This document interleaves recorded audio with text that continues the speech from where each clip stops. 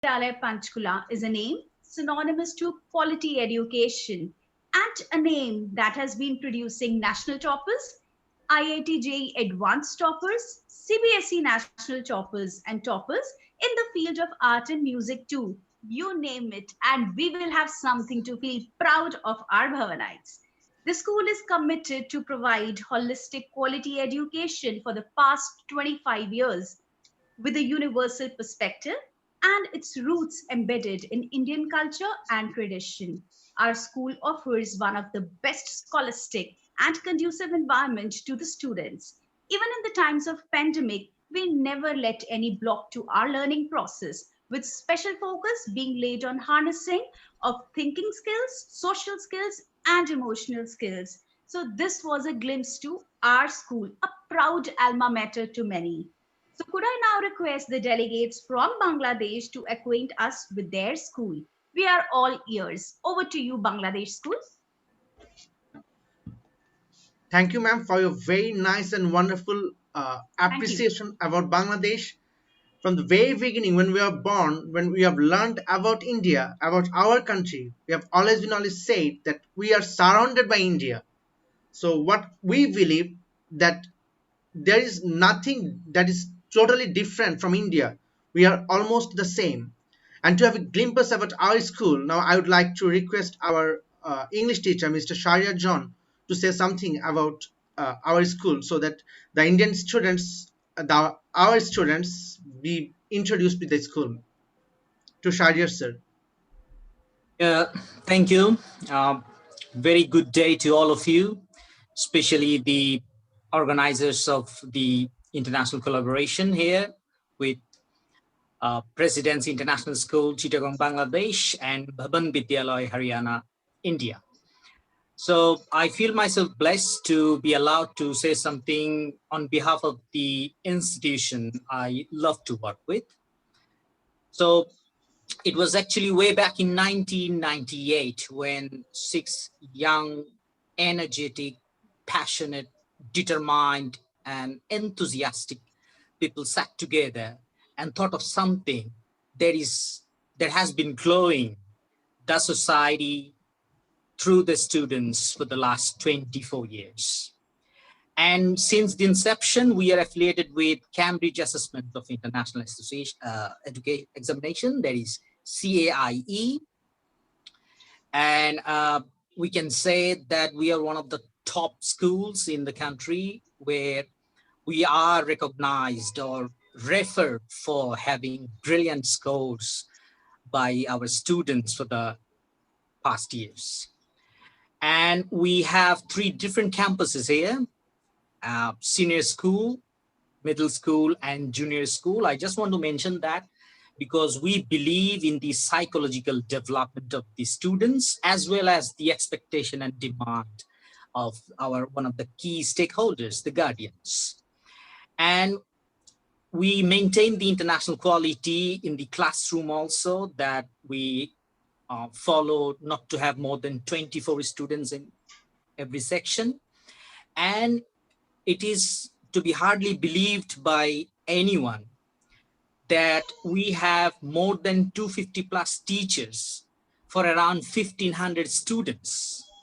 And international physicists and scientists visited our school earlier, and they uh, felt themselves amazed to listen to that the teacher-student ratio is quite brilliant. And this could happen only because of a very good motive our top management has regarding the quality of education. And regarding the quality, we can say that we have two different unique departments in our school, respectively CPD and RCD.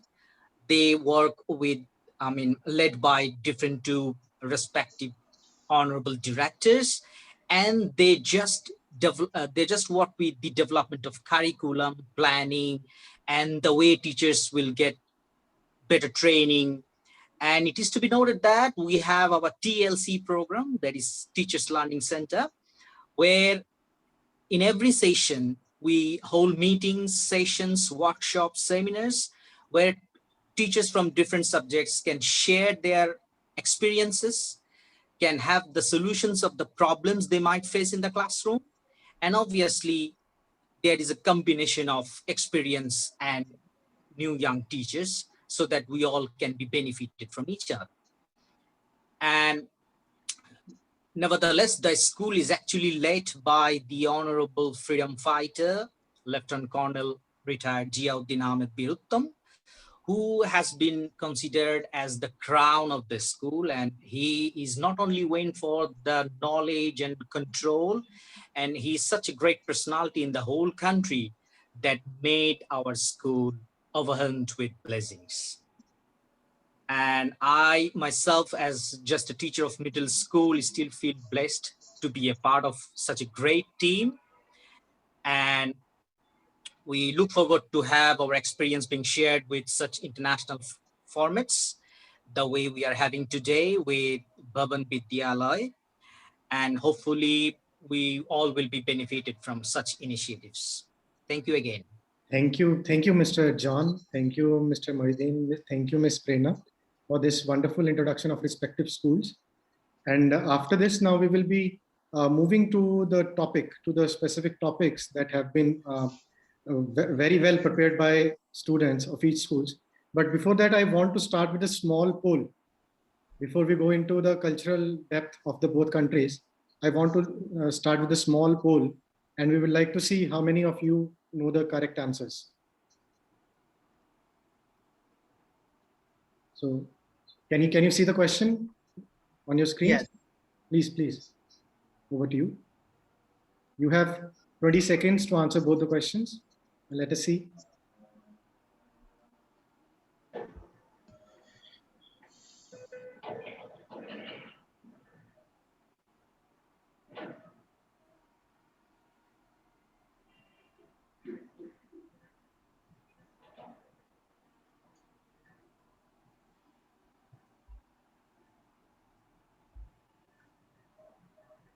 Answers are still coming in. We'll give 10 more seconds.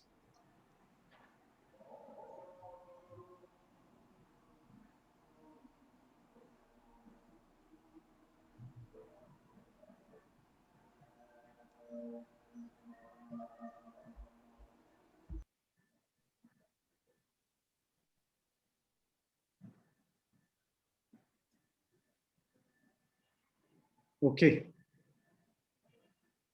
So these are the results of the poll. Right.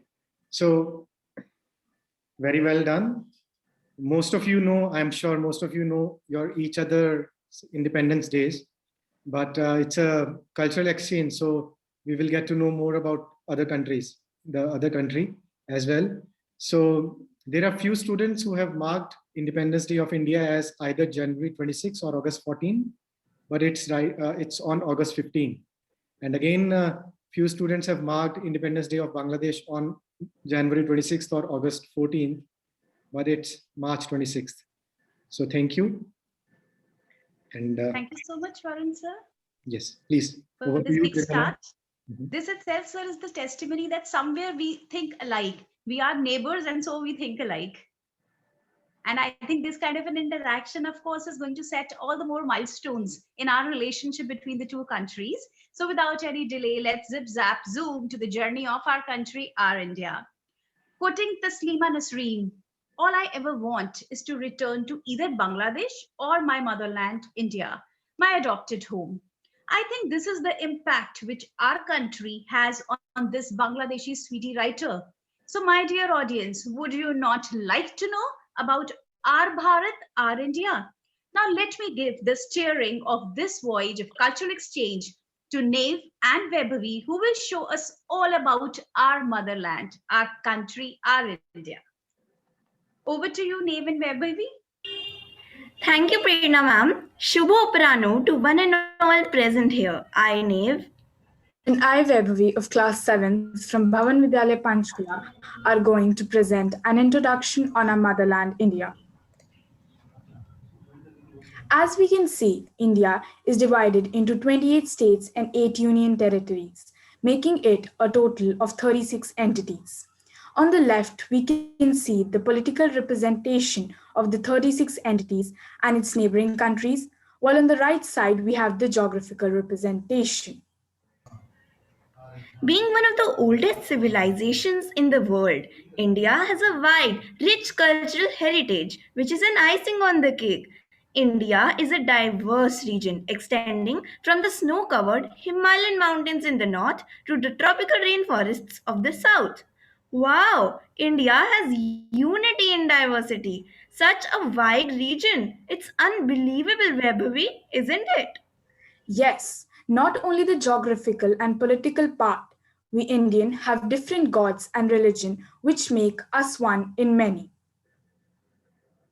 So friends, now we are going to learn about national identity elements which symbolize India's heritage and identity.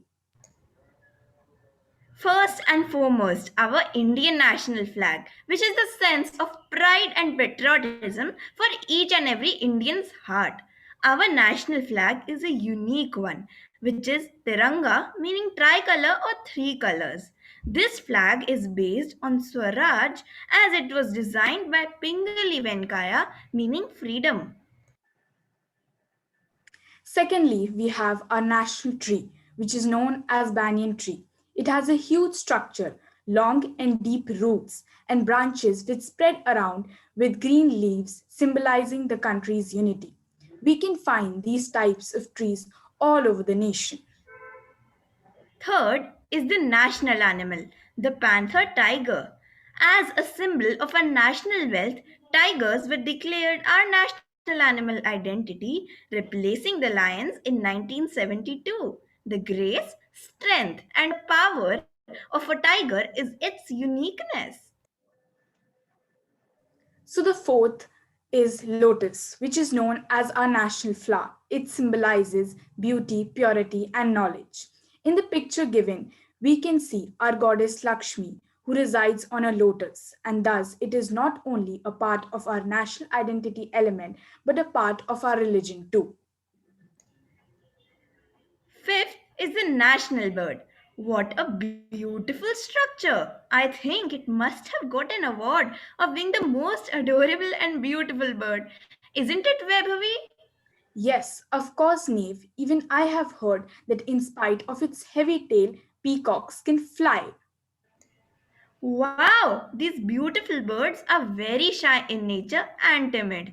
Alert in nature, shrill sound makers. These birds have very unique characteristics. National anthem is pride to every nation, and so it is to us, Indians. Our national anthem is known as Jan Gan Man, which was originally composed by Rabindranath Tagore. It was adopted as our national anthem of India on 24 January 1950. Seventh, but the most important, our national emblem. It holds a special place in history, heart, and the present of India, as it was adopted on 26 January, our Republic Day. The Constitution of India was enforced on this special and historic day. So now we are aware about our national anthem as well as emblem. Thus, let's talk a little about the national song of our motherland, which is a sense of pride and patriotism for us. Our national song is known as Vande Mataram. It was originally composed by Bankim Chandra Chatterjee and has an equal status as Jan Gan Man, our national anthem. Friends, let's now learn something about the national sport of India. The national sport of India is hockey. Sports are always an integral and a proud skill for the citizens of each and every country, and so it is to us. From 1928 to 1956 was the golden period for the Indian hockey team. The Indian team remained unbeaten in the Olympics, gaining 6 gold medals in a row. The Indian team has won a total of 8 gold, 1 silver, and 2 bronze medals in Hockey Olympics, whose pictures are there on the slide shown. Languages are very diverse in India. We have different language in every state. Overall language spoken in India are approximately 22. The newspapers, radio stations and films also use different kinds of languages. In our school, we are also being taught a few different languages like Hindi, English, Sanskrit, and Punjabi, and thus we can converse in them too. Thank you. Thank you, Nave. Thank you, Vaibhavi. Wonderful presentation, must I say. You were much successful in sharing the glimpse of our country. And now we are all eager to have a glimpse into serene Bangladesh. Over to the students of Presidency International. Thank you, ma'am, and thank you, the students of Class 6, for your nice and wonderful presentation. But we just prepared our students a little differently. As you can see, like the national flowers of India is lotus, and for Bangladesh is water lily. They look like same. The national animals of Bangladesh is Royal Bengal tiger, where it is for India the tiger. Similarly, the national anthem of Bangladesh has also been composed by Rabindranath Tagore, and as there is almost a lot of similarities, so we thought to show a glimpse of Bangladesh by showing a small district of Bangladesh. So I'd like to request Ms. Tasneem ma'am along with her groups to come up with the presentation. Tasneem ma'am. Thank you, sir. Assalamu alaikum, dear presents. At the very outset, I would like to thank the organizer for taking the initiative of arranging this program. It provides the children to shine bright and gain confidence in representing themselves and also in representing their countries. At this point, I would like to welcome my children, Shatman Hassan Chaudhry, Muhammad Tarbiyat Arham Khan, Tanzim Jawad Chaudhry, Imanul Haq, and Niabuddin Ahmed to come up with their presentation and to shed light on the beauty of Bandarban, which will give a little glimpse of our country of enormous beauty, Bangladesh.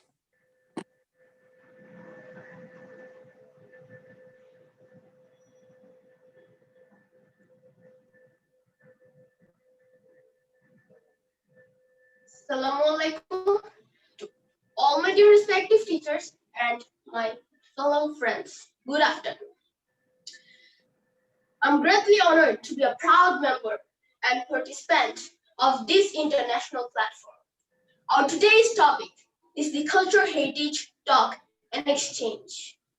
Starting off with a quote told by Anthony Douglas. In the earth, there are some places where we can catch the glimpse of heaven.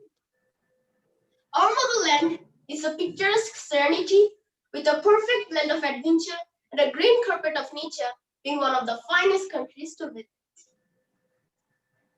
Among them, Bangladesh has some spectacular landmarks, and it has a tourist spot which is named as Bandarban, which is the focal point of today's discussion.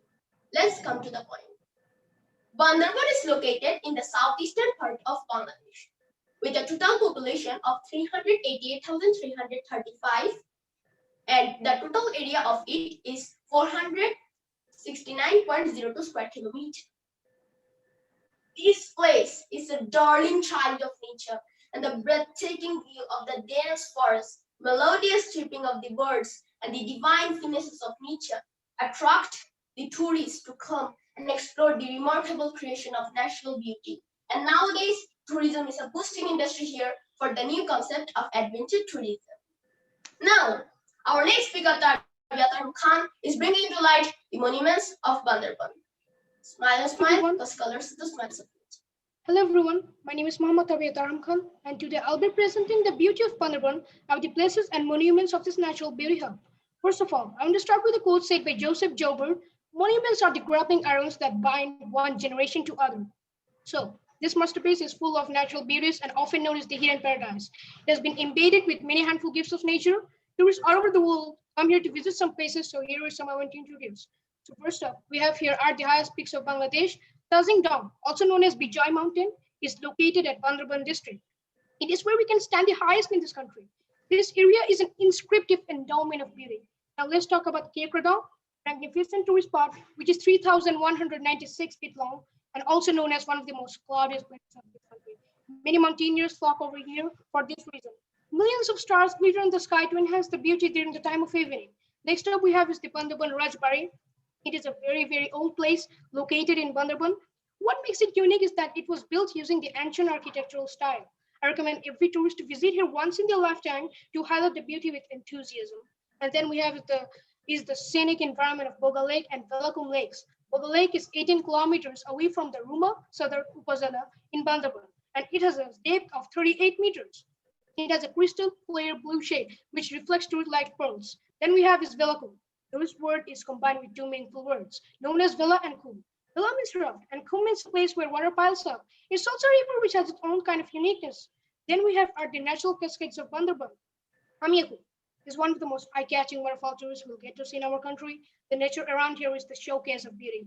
Choilo Prapat, an amazing creation of natural beauty. The pearl of this fall can be heard throughout the year with the frosty waters flowing over here. Last one but not the least, the Buddha Tatujati is the second most largest Buddha statue located in our country. It's also known as the Golden Temple, which was built in the 20s. It is a very sacred place to visit. Sparkling and crystal clear Golden Temple gives the Buddha the sanctity and make them more vivid. And now, I want my friend Tanzim Zawad Chaudhary to discuss about the dresses and lifestyle of this natural beauty hub. Assalamu alaikum everyone, I'm Tamzin Zawad Chaudhary. Now the dresses and lifestyle.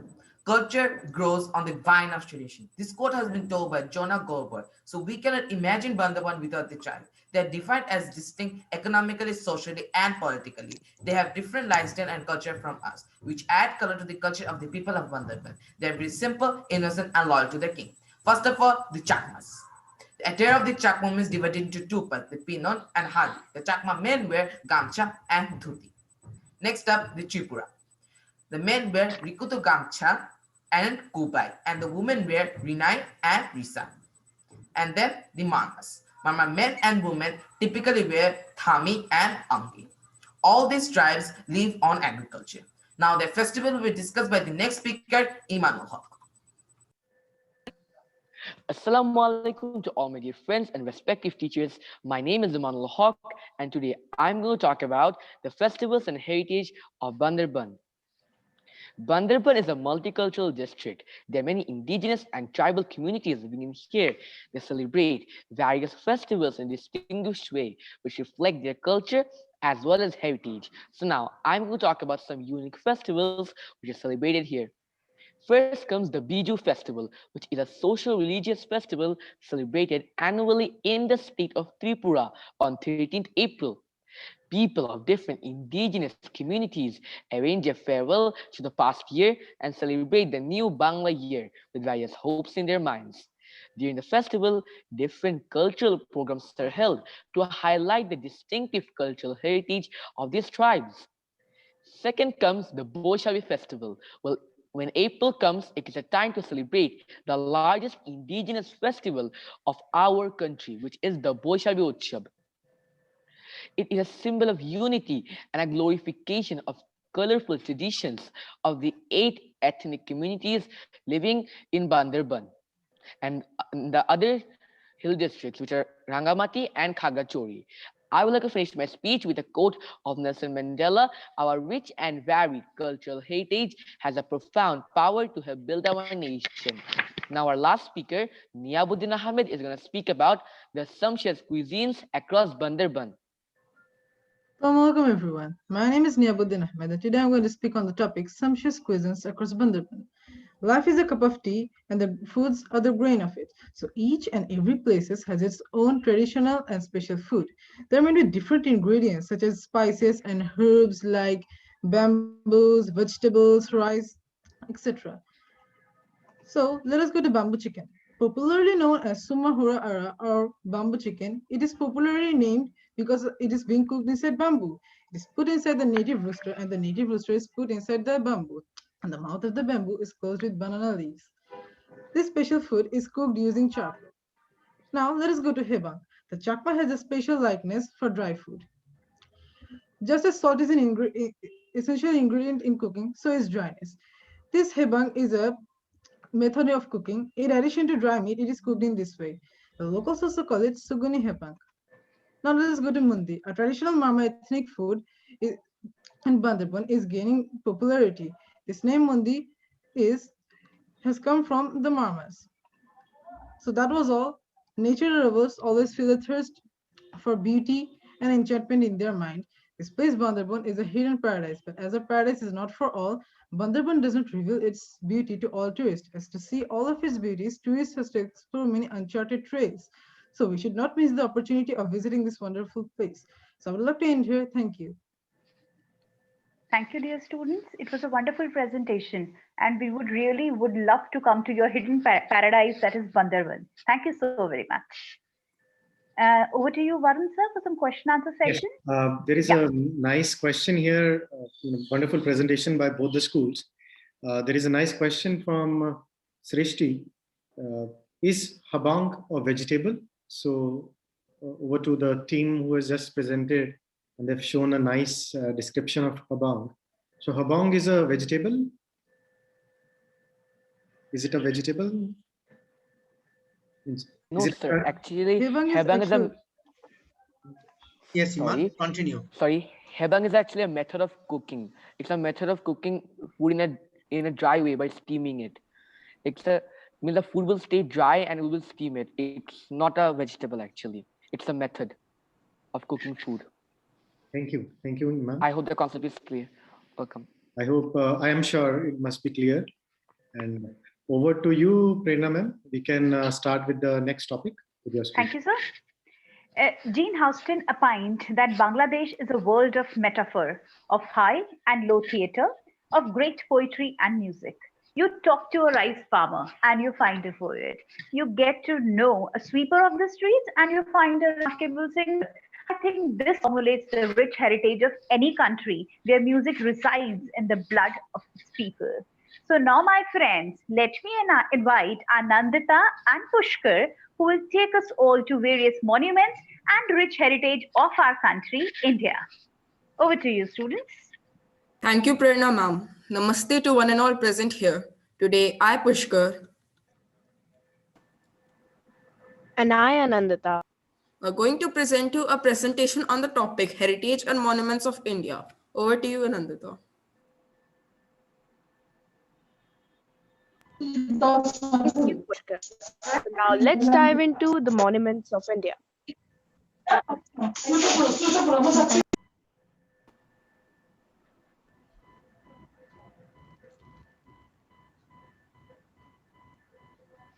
Taj Mahal. Taj Mahal is an ivory white mausoleum situated on the southern bank of river Yamuna in the city Agra. It was built by Mughal Emperor Shah Jahan in the year 1632 to house the tomb of his favorite wife Mumtaz Mahal. It also houses the tomb of Shah Jahan himself.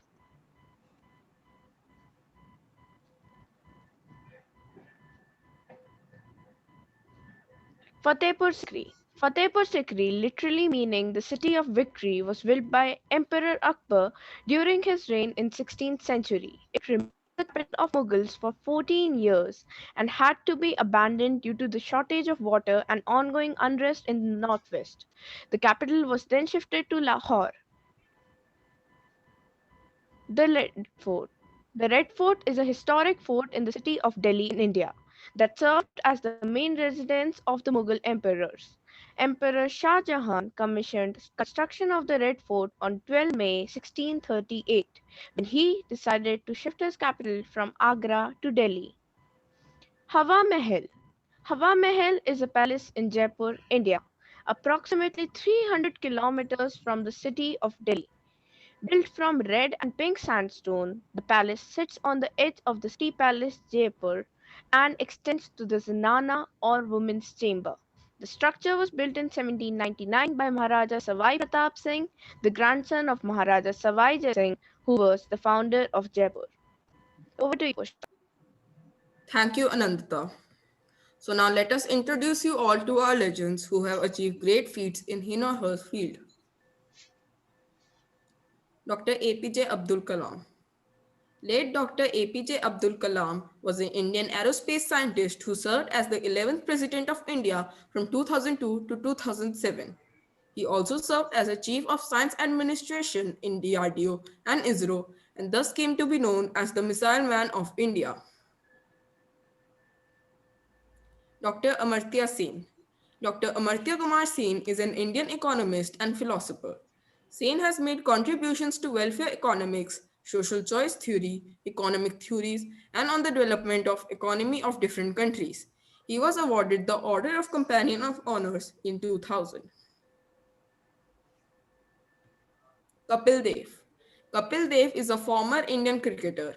He was a fast bowler and a hard-hitting batsman.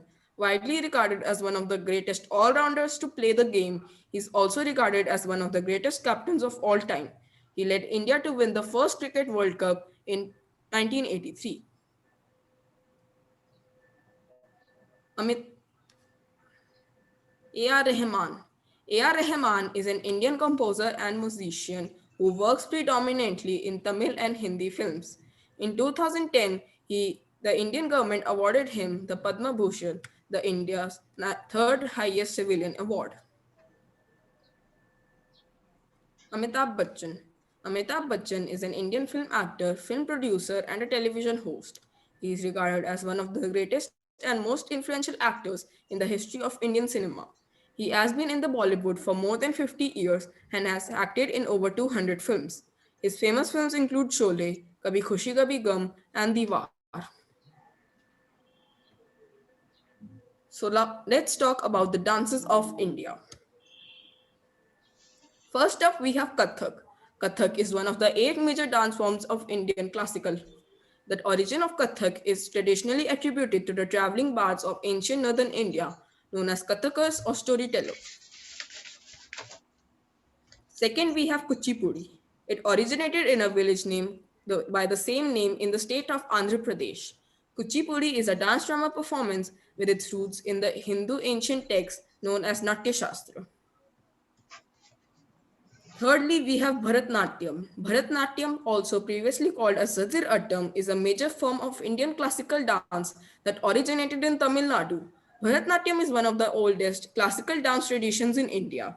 It has been nurtured in the temples and the courts of southern India since the ancient era.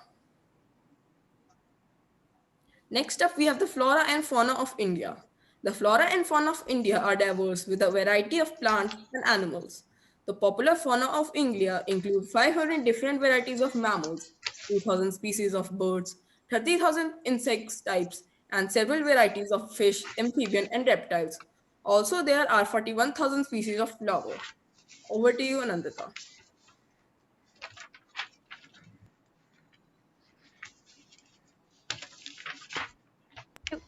Thank you, Pushkar. India is a very artistic country. Proof of it is the different forms of artwork made in India. Here are a few. Madhubani art is a style of Indian painting practiced in the Mithila region of the Indian subcontinent. This painting is done with a variety of tools, including fingers, twigs, brushes, nib pens, and matchsticks, and using natural dyes and pigments. Burli painting is a form of tribal art mostly created by the tribal people from the North Sahyadri range in Maharashtra, India.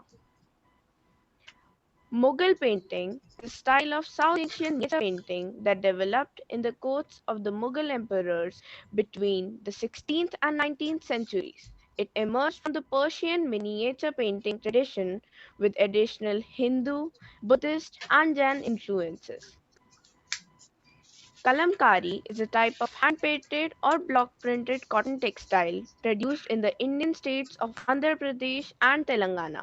The Sri Kalahasti style of Kalamkari, where the kalam or pen is used for freehand drawing of the subject and filling in the colors, is entirely handworked. Thank you. Hope you enjoyed and learned. Thank you, dear Anandita and Pushkar. I'm sure this presentation has taken our Bangladeshi counterparts on a virtual trip to our country. We are all keen to travel now to see the monuments of Bangladesh, and that also without a visa. Over to you, the students of Presidency International. Thank you to the students of Bhavana Vidyalaya for showing us such a nice variety of India. And it's to say that we actually are fascinated to see their presentation. And let me tell you, most of the legends, we actually see their movies, we actually learn their stories, we share this with our students about the missile man, about Kapil Dev, about Sachin Tendulkar. And let me tell you one more thing. My name is Mohammad Mohiuddin Johnny. This Johnny name came from one of Amitabh Bachchan's movie called Naseeb, where his character's name was Johnny, and from there my name has been taken.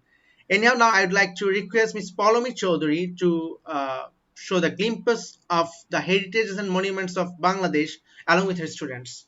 Ms. Palomi Chaudhary. Thank you so much, sir. Wow, what a country India is, I have to say. I'm very mesmerized to see the beautiful things and monuments and other too. I'm very happy to know the people there.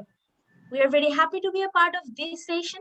Today, my students will shed light on a particular tangible culture of Bangladesh. Now, I would like to request Rumaisa Moin, Zahra Mahadia, Adiba Rahman, and Adiba Khanam and Waziha Parveen to show a fantastic place, which is going to mesmerize you, obviously. Hello, Assalamu alaikum, Shubha Abaranno. I'm Zahra Mahdia. First of all, thank you for giving me the chance to speak here. So today we are going to talk about our tangible culture heritages. For this topic, we have chosen Panamnagar. Cultures are not developed over a decade or century, but it requires thousands of years of practice to be considered as the tradition and culture of a particular country. As we are here for upholding our tangible culture heritages, it should be mentioned that the tangible culture heritages of Bangladesh are very uniquely unique, like crafts, different types of objects, and all etiquettes, buildings, and monuments. The heritages are historically highly regarded by the world community as it has uniqueness and speciality. Now, I'm going to talk about a city which is a symbol of our tangible culture heritage. After going there, one can feel the vibrant life of Panamnagar. Panamnagar, ancient Painam, a locality now in Sonargaon, Narayanganj of Dhaka city. Then Sonargaon was an important administrative and commercial center of Bengal. It has become the capital of the 15th century Bengal ruler Isa Khan. Sonargaon boasts architecture from the Sultanate, Mughal, and colonial periods. It is the most popular tourist attraction place in Bangladesh. Though now Panamnagar is a fully abandoned city, once it was the mainly city built for highly ranked royal employees and Muslim businessmen. The royal punishment and service of Sonargaon was directed from the Panamnagar. Entering Panamnagar, the first thing that comes to one's sight are the beautiful buildings. Here each building keeps its own identity. And now I would like my friend Adiba Rahman to continue.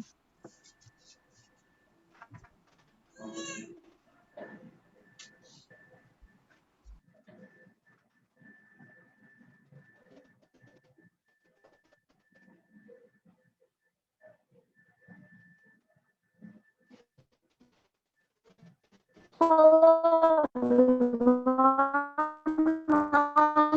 going to tell you about the buildings of the ancient city Panama. 20 square kilometer area consisted of the city at that time. Well, these metals are the cluster made cases for banquets and with very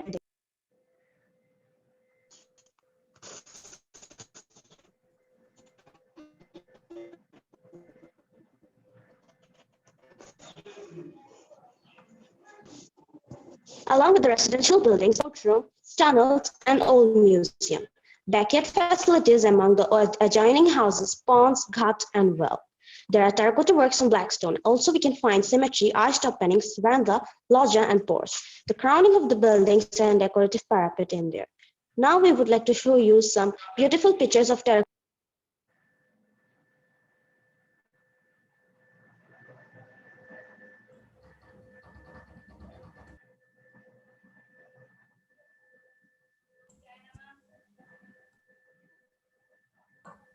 Designs. Thank you all. Now I would like to hand over to Greetings to everyone. Dear presents, now you're seeing the beautiful city of Panamnagar.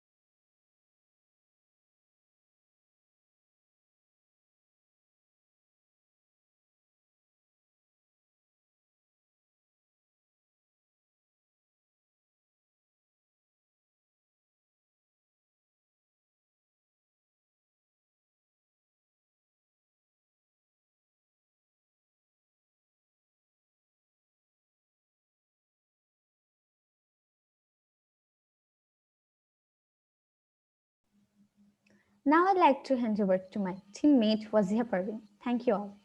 Dear Prithit, greeting to you all. Now you have seen the wonderful city of Panamnagar, and I hope you have enjoyed it. The Panamnagar now has become different from the Panamnagar then. It has become damaged over time.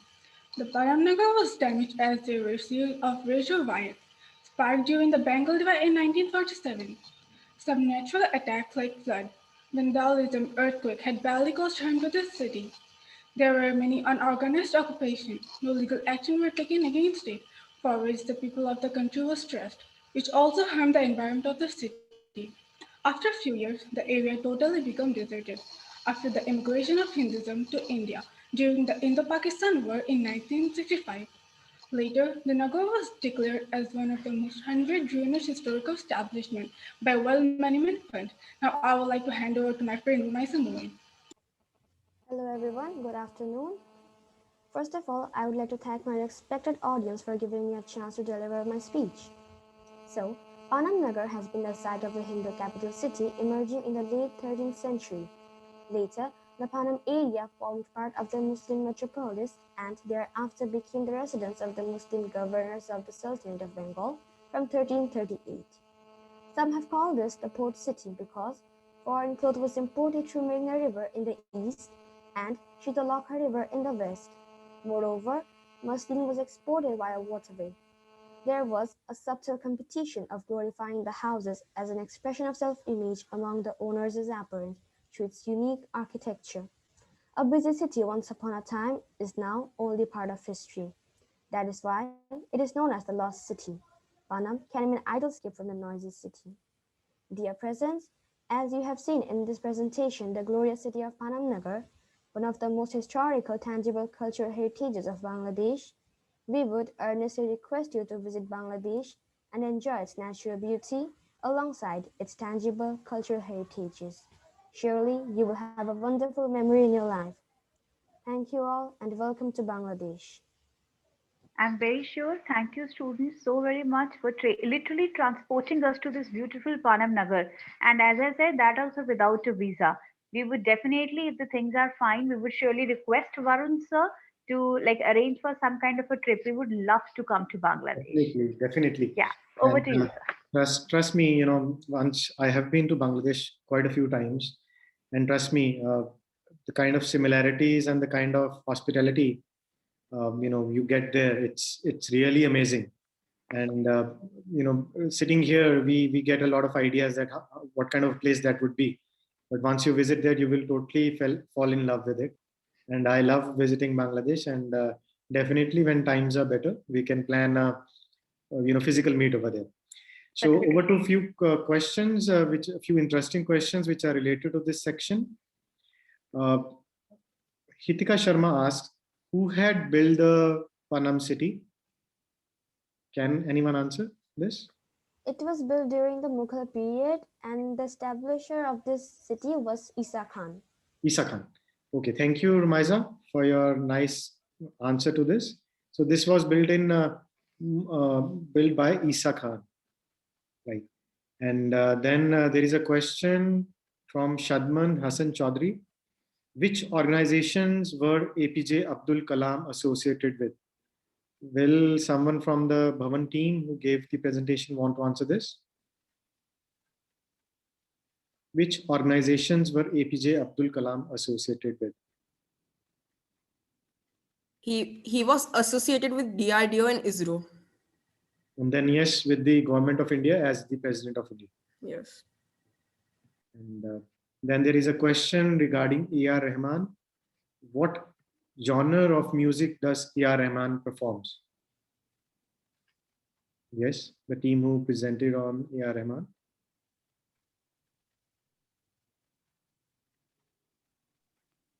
Anyone would like to answer this?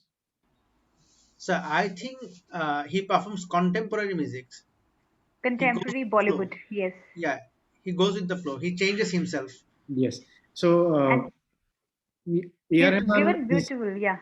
A.R. Rahman is, you know, he does a mix of music. The most of the music that we hear from him has a blend of Carnatic music, which is the southern India's music, And also it has a mix of Hindustani music, which is in northern India's music, and then Sufi music also, which is, Sufi music, all of you are aware of. And then, of course, mixing it with the Western music. So these all genres are blended. And the most part that we hear, which we like about, is it has more tones of Carnatic music. Yes. So I think over to you, Prerna ma'am, for the next section. Thank you. Thank you, sir. As our students showed in their presentation that our country is divided to 28 states, which have their dialects, clothing, culture, and food.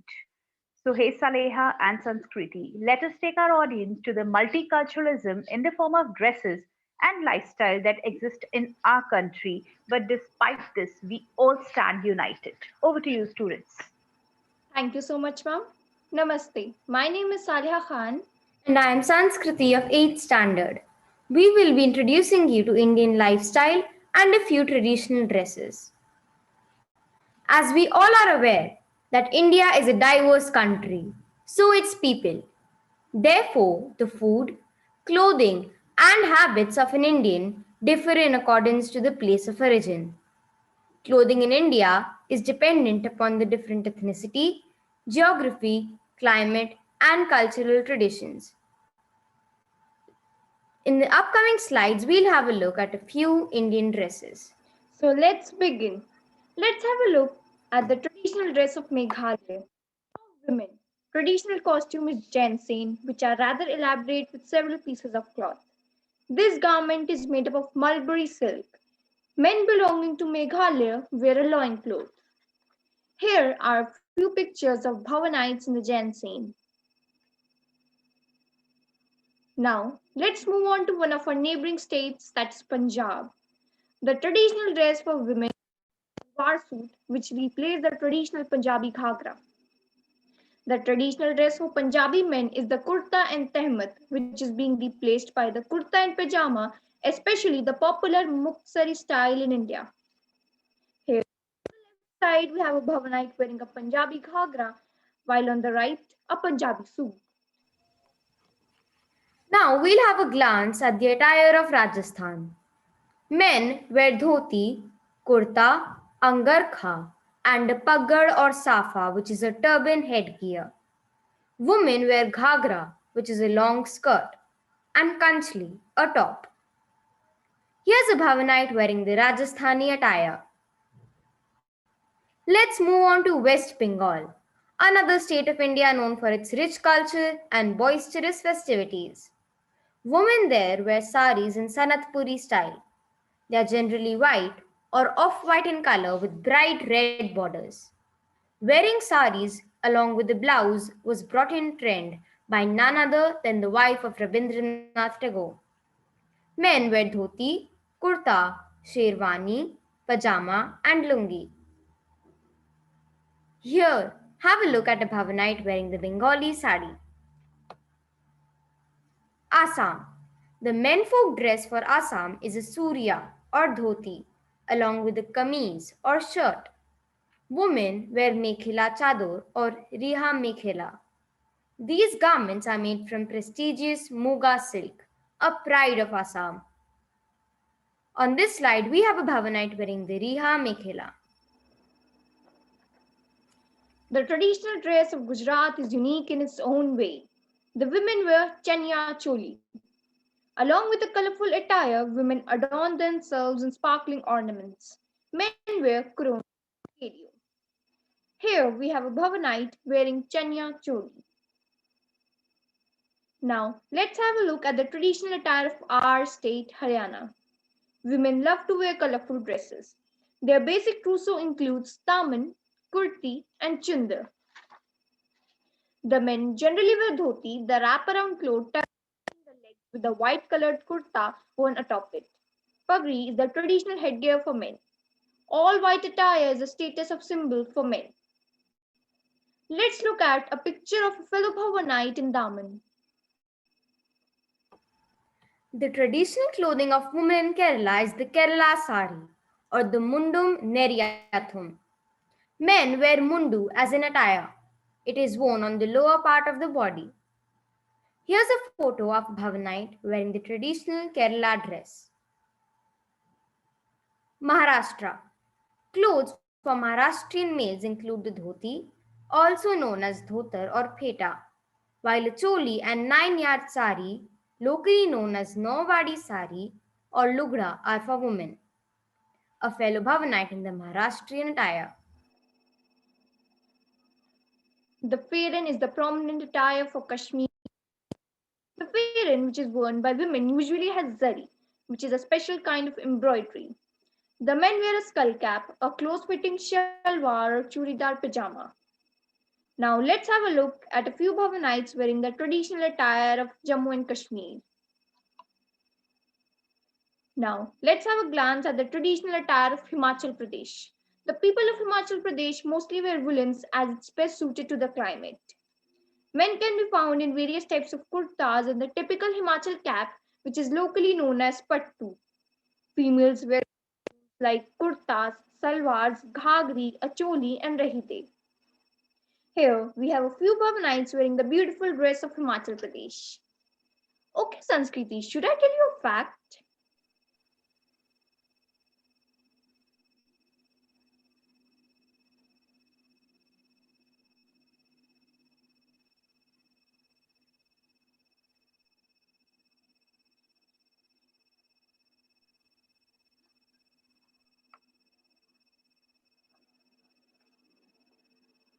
Okay, a sari can be draped in over 100 ways. And it's truly amazing. Hope you all enjoyed and learned. Thank you. Thanks dear Saleha and Sanskriti. It was indeed an elaborate display of various dress forms and lifestyle of we, the Indians. We are all keen to see the apparels worn by people of Bangladesh. Over to you, students from Presidency International. Thank you, Ms. Prerna, and thank you to the students for showing us the dresses of India. And we can surely say that we actually have the same type of taste. Seeing the dresses, we can say the same thing. Like the dresses like loincloth, kurta and pajama, the Punjabi ghagra and suit, dhoti kurta, sari and sonatpuri sari, dhuti, and we even wear sherwani, especially in occasions. So these dresses are almost similar that the Indian people wear. So our students has chosen something that has been recognized by UNESCO as one of the intangible cultural heritages site. Now I would like to request Ms. Taskia Sharmin to request her students to come up with the presentation. Ms. Taskia Sharmin. Thank you, sir. Firstly, I would like to express my ecstasy for being a part of this international project. I think this such a project that it will helpful for our students to develop their communication skill and creative thinking. Today, our learners will be highlighting on intangible cultural sites of Bangladesh. So I would like to call Faiza Hassan, Farishta Haq, Farhin Rahman, Maria, and Humaira Bhuya to present their presentation on intangible culture of Bangladesh. Thank you.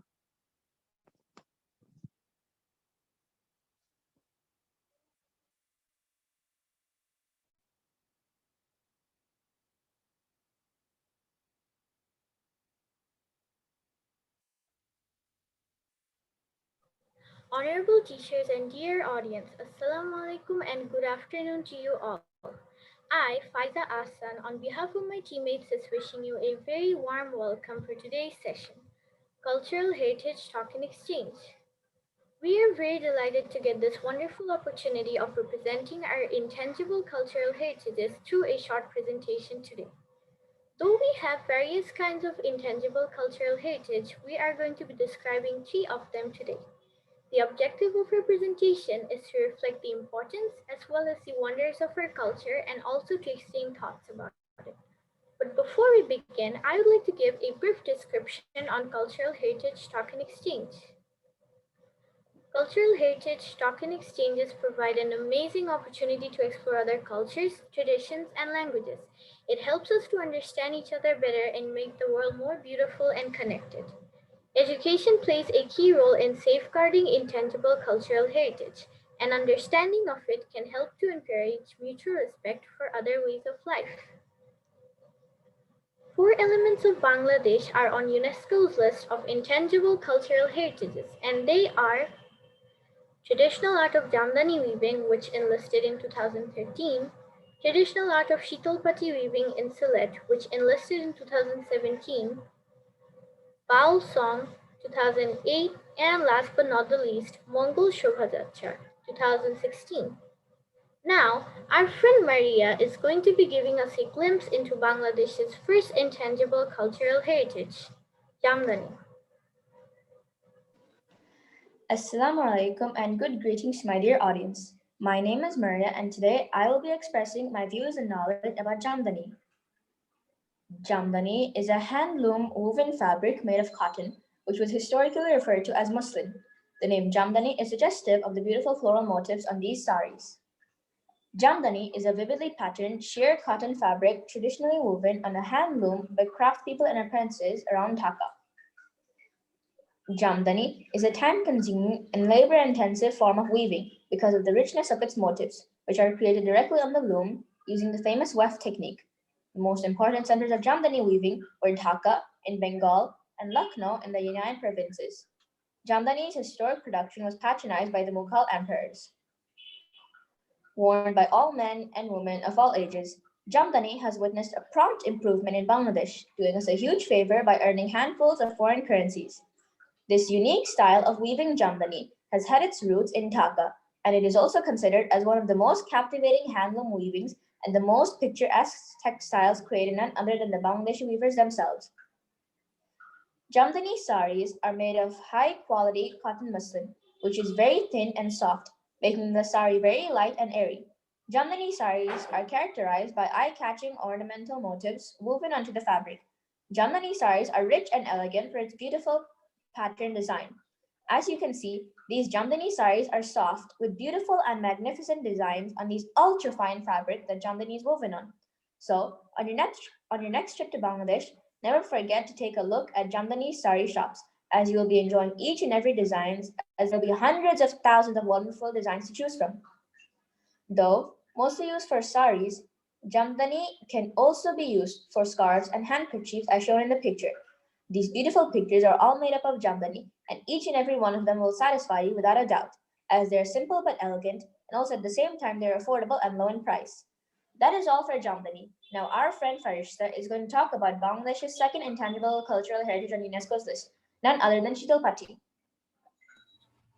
Hello everyone, Assalamu alaikum. Wishing you all a very good day. My name is Farishta Haq, and today I'm going to be sharing with you some pieces of information on the topic Shitalpati. Shitalpati is a prime example of one of the most delicate art which feels cold by nature and is produced from the finest types of canes and morta plants which are sometimes particularly grown in Sylhet. Not only by minority groups, the government also promotes awareness of the craft to local and national fairs, and Shitalpati communities are increasingly being organized into cooperatives to ensure the efficient safeguarding of this element.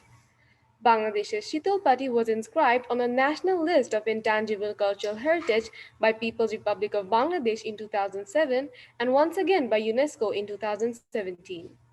After being enlisted in UNESCO's list of Intangible Cultural Heritage of Humanity, Bangladesh's Shitalpati had gained a lot of popularity worldwide.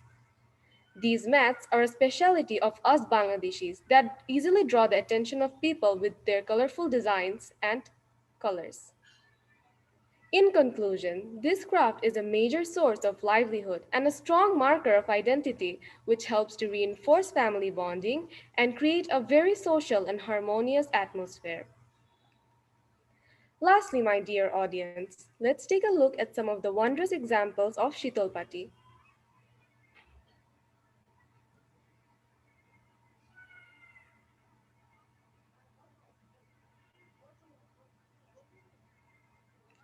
As you can see in the picture, with Shitalpati, many types of things can be made, and the most beneficial points of them are that they are non-fragile, light in weight, and also very low at cost and so easy for anyone to buy. My friends, you'll be very glad to know that Shitalpati helps and assists us a lot in summer season, when we use them as bed sheets or mats. to get a soft touch of coolness. It is especially used in the rural areas by those people who can't bear the hot temper of summer, and Shitalpati is always in their rescue in that regard. I will request all of you, if you ever have a trip to Bangladesh, never forget to bring Shitalpati as your next souvenir for your wonderful collection. Now, our friend Humara is going to tell us some interesting facts on the topic puppetry. Good afternoon, everybody. I'm Hamara, and today I'll be presenting to you about puppetry. Puppetry is the art of controlling puppets either by string or by hand. It is a theater that includes the guidance of puppets. Such a performance is perceived as a puppet production. Bangladesh continues to share cultural heritage with neighboring countries, including puppetry traditions. Puppetry in Bangladesh is the most popular form of entertainment, especially for children. Putul Nach is another name for puppetry in Bangladesh. In this slide, we can see an artist. His name is Mustafa Monowar. Mustafa Monowar is known as the puppet man of Bangladesh. He is a painter, sculptor, radio performer, and professor of fine arts. Mustafa Monowar is one of the popular figures who promote puppet shows in another level. Puppetry presents and transfers great advices and messages to people. All forms of puppetry share the process of animating inanimate performing objects to tell a story. The tradition of puppetry in Bangladesh dates back at least 1,000 years. My friends, a fascinating fact to know is that Bangladesh has introduced the use of different assortments of puppets for which we gained a lot of recognition.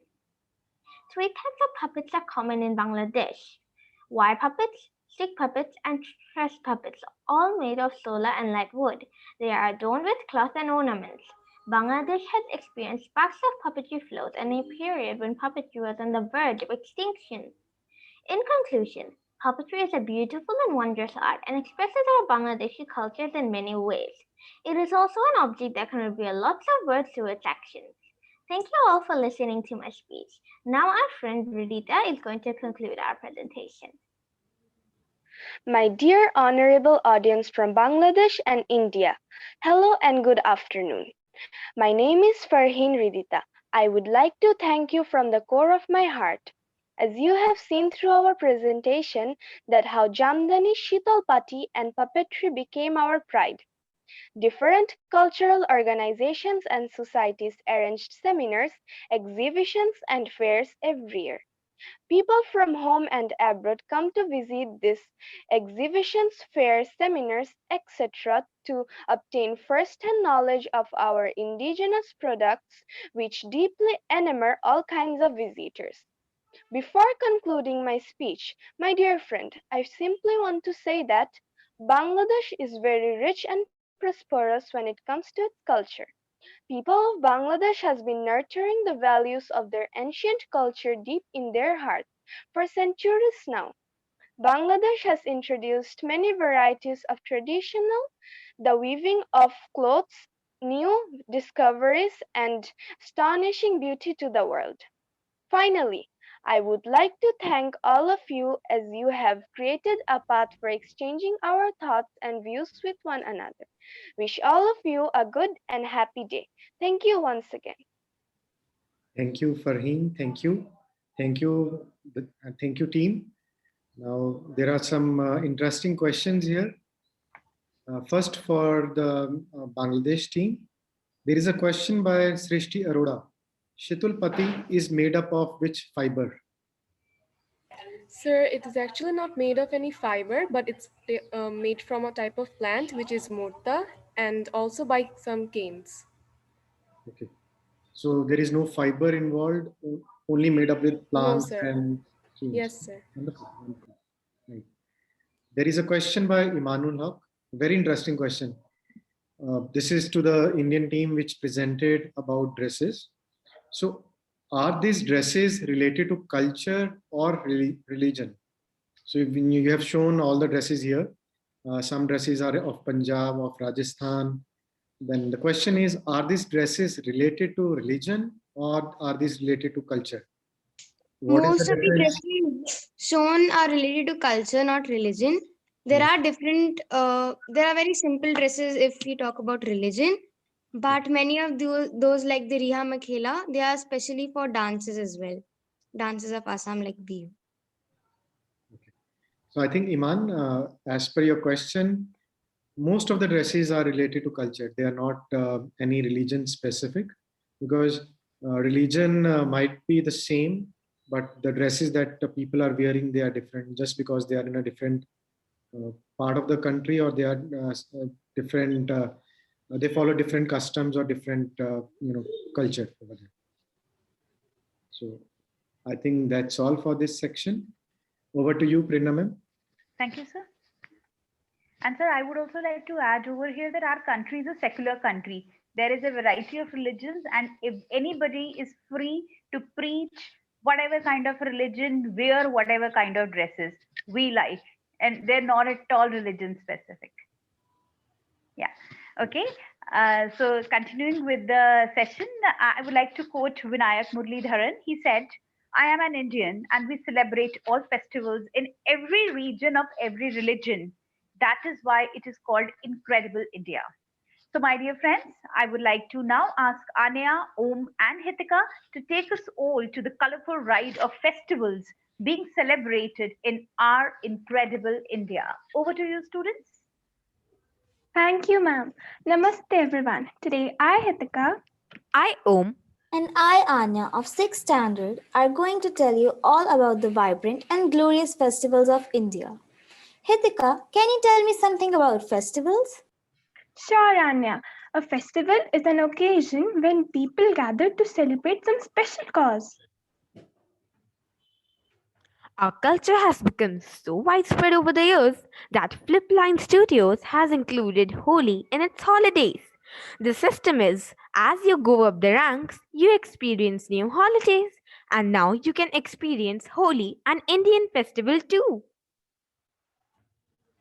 Now let's experience the festivals of India by 5 directions: North, South, East, West, and Central.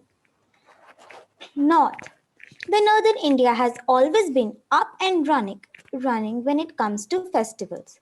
Some of the many festivals of North India are Maghi, Teej, and Ganga Dashera.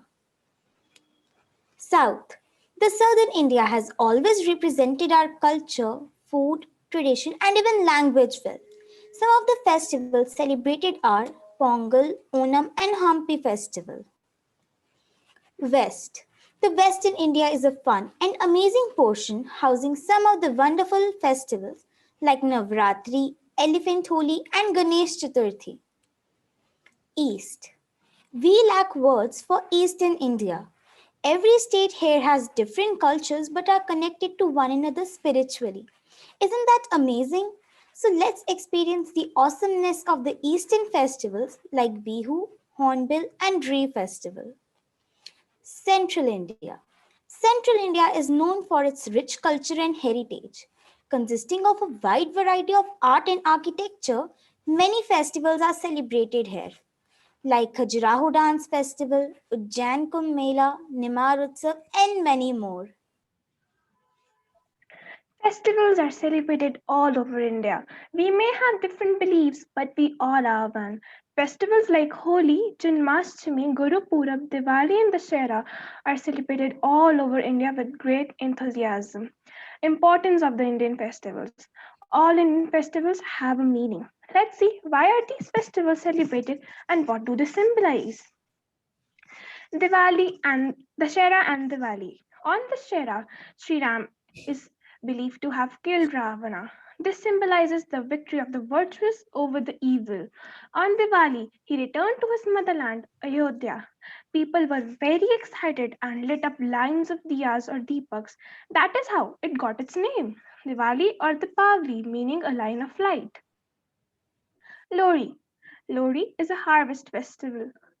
We light up Lodi fire at night to bring warmth, which symbolizes love and care in our lives. We also worship the fire god and pray for healthy crops in our country throughout the year. Ganesh Chaturthi. It is celebrated with lot of excitement. It is believed On this day, Sri Ganesh arrived on earth with his mother Mata Parvati. It is mostly celebrated in West India. Bihu. Bihu is the harvest festival of Assam. It is celebrated with lots of passion. Bihu is a Sanskrit term that means asking for prosperity from the gods during the harvest festivals. Khajuraho Dance Festival. The Khajuraho Dance Festival is a one-week festival of classical dances held annually beside the Khajuraho temples. It highlights the richness of the Indian classical dance styles like Kathak, Bharatanatyam, Odissi, Manipuri, and more. Pongal. Pongal is a harvest festival of Tamil Nadu. It is celebrated for 4 to 5 days. During this time, we pray the sun god. We also feed and pray cows as they are considered sacred. Now, let's look at some festivals which symbolize the power of our country. Independence Day. India is recognized as an independent nation. However, such was not the case earlier. Before 1947, India was under the British rule. Our ancestors struggled hard to free us from the colonial rule and were finally successful when British left India on 15th August 1947. Since then, every year on 15th August, we celebrate Independence Day to remember the sacrifice and devotion of our ancestors towards India. Republic Day. It marks the date on which the Constitution of India came into effect, that is 26th January 1950. Indian Constitution is the longest written constitution in the world. Every year at the capital of India, Delhi, people gather to celebrate this precious day.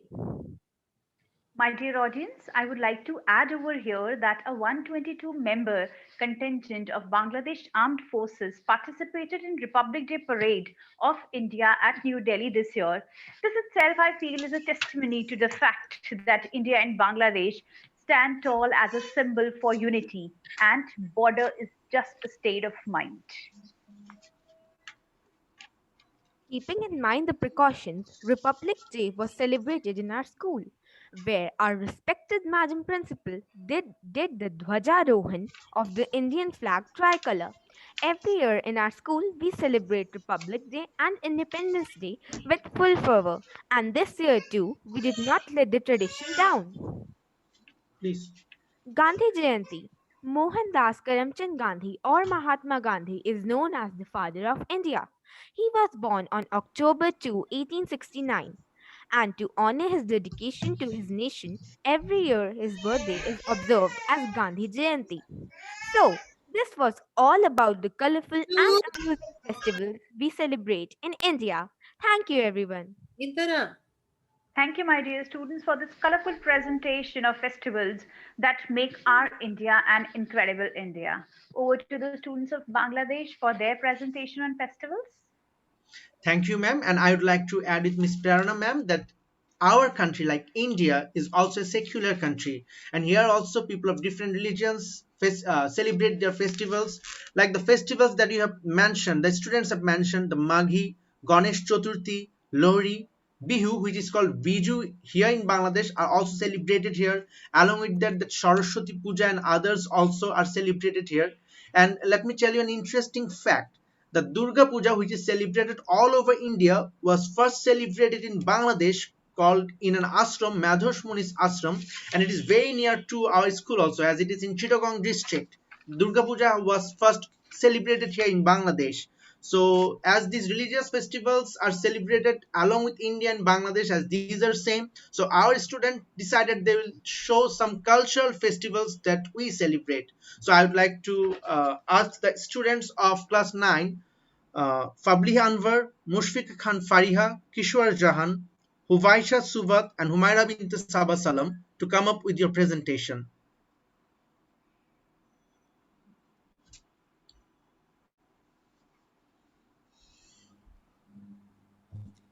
Hello, hello everyone. My name is Fabliha Anwar, and I want to start by thanking everyone present here for taking an interest in the culture and history of Bangladesh. The subject of today's session for us is the traditional festivals of Bangladesh. The Bengali word for festival is Utshab. Traditional folk festivals of Bangladesh have variety, color, fun, and entertainment.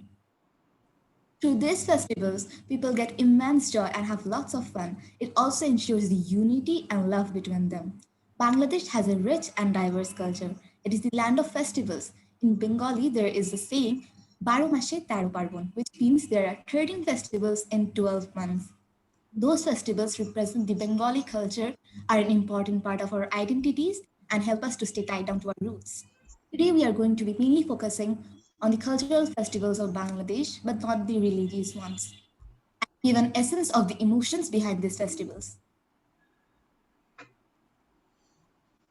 One of the most important festivals of Bangladesh is Pohela Boishakh. It is also known as Navabarsho and celebrated on 14th April as a national holiday in Bangladesh. In Pohela Boishakh, people adorn themselves with new clothes with red and white being the staple colors, visit different fairs, and cultural programs are held, which include music, dance, puppet dance, and magic show. Main foods of Pohela Boishakh include pantha and ilish.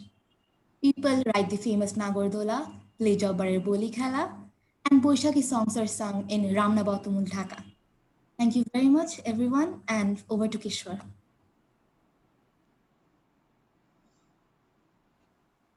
Hello everyone, my name is Kishore.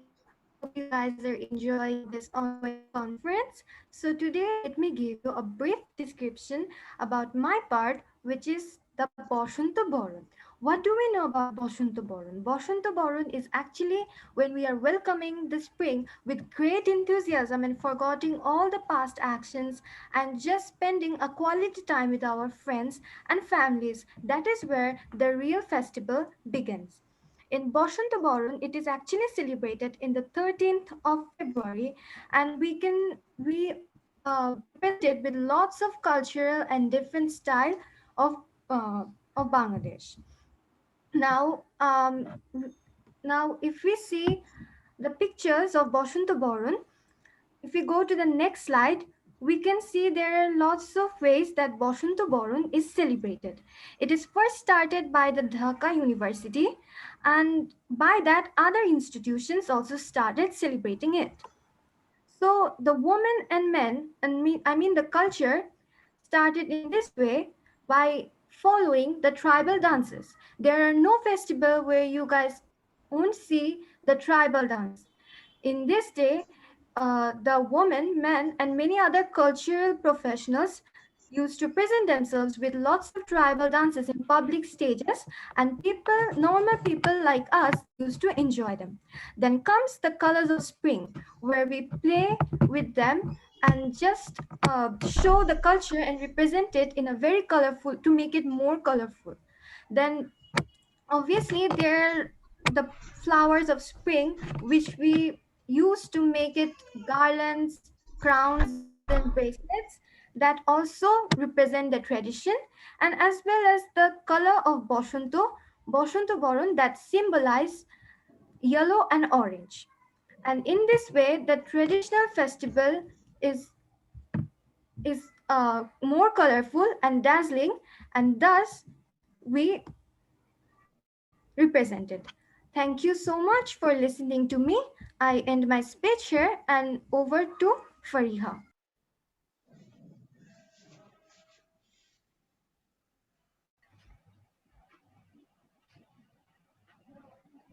Hello everyone, my name is Mushfika Khan Fariha, and now I'll be describing our country's biggest agricultural festival, which is known as the Navanna Utsav. So basically, Navanna is a festival of harvesting new crops, and it is usually celebrated in the mid of October. Now, in case you didn't know, the word Navanna means new rice. Well, this festival is mostly celebrated in the rural areas, but nowadays the urban people also tend to celebrate this event. Now, the Ravanna festival is responsible for bringing joy in the lives of the rural people, especially the ones who are farmers, because on this day they start harvesting their new crops and bring them home. Moreover, this day is also very significant to them because they get to sell their harvested goods in the market and earn for their living. Now comes the most interesting part, which is this festival is also known as the Festival of Food, because on this day the Navaratri celebrations begins with fireworks, celebrating Shakra and Untitled Chapter, more. Last but not the least, the Navannu Fair is a very big part of this festival. And on this fair, various cultural programs and exhibitions take place. Now, several poets, singers, dancers, and artists get to show off their talent in these events. Apart from that, many different competitions and art camps are also organized. People of all ages tend to participate in these events. Now, I'd like to conclude by saying that this festival is responsible for withdrawing any sort of disputes among the local people, and instead it teaches them to live together in harmony. Thank you so much. Now,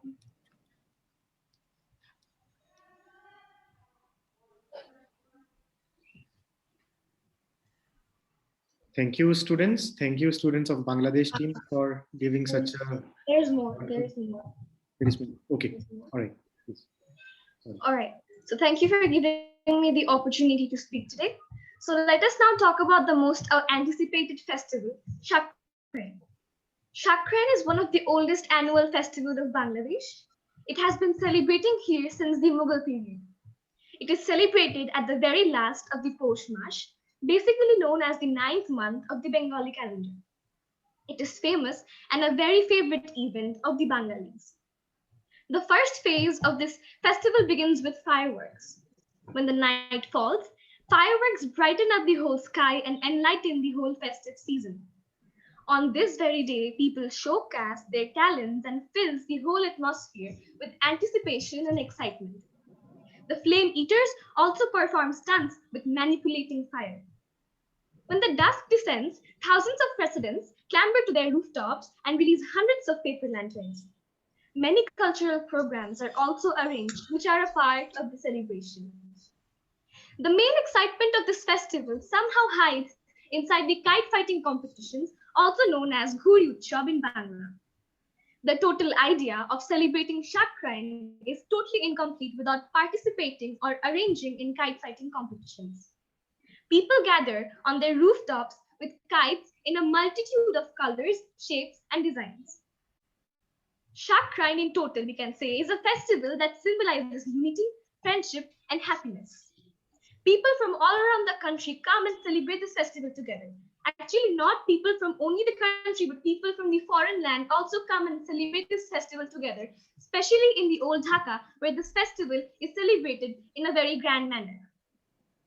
The shimmering fireworks, the paper lanterns, the colorful kites, flames are the things that makes this festival different and unique from all the other traditional festivals of Bangladesh. Thank you so much. Now over to Subhat.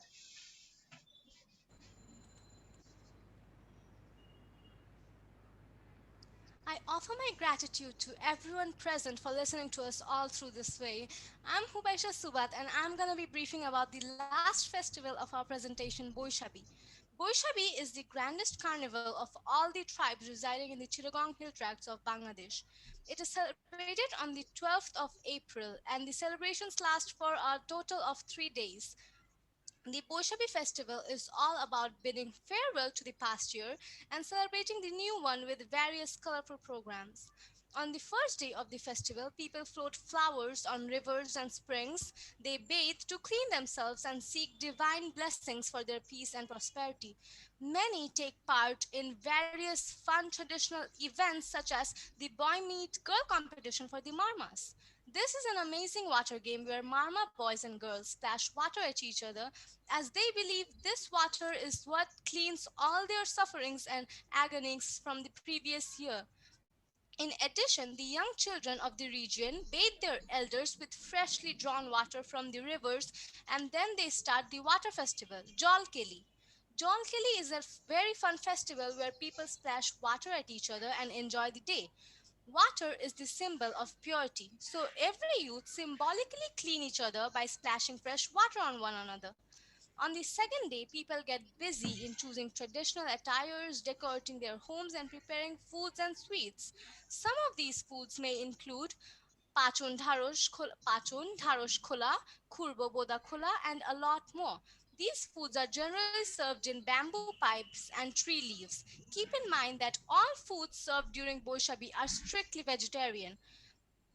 People of the hill not only enjoy this festival to their fullest but also invite friends and family from inside and outside the hill to be a part of this joyous occasion.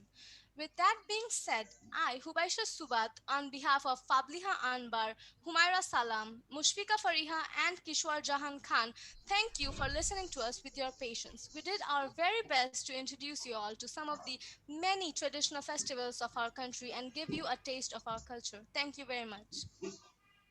Thank you, Vaisha. Thank you. And very well, very detailed presentation. There are a few questions. Before we move on to question, there is a news for all of you. Respected Principal of Bhavan Vidyalaya Panchkula, Mrs. Gulshan Kaur has also joined this session. A very, very good evening to Ma'am Gulshan Kaur. Namaste and a very good evening to everyone present here. It was indeed, heartening to see the presentation and so much of commonality is what we share. So thank you so much. Thank you for your kind words, ma'am. And indeed, children are doing a great job. And now there are few interesting questions from students here. There is a question from Ma'am Anita Ranjan to the Bangladeshi team. Do you worship any goddess on Bashanta Baran?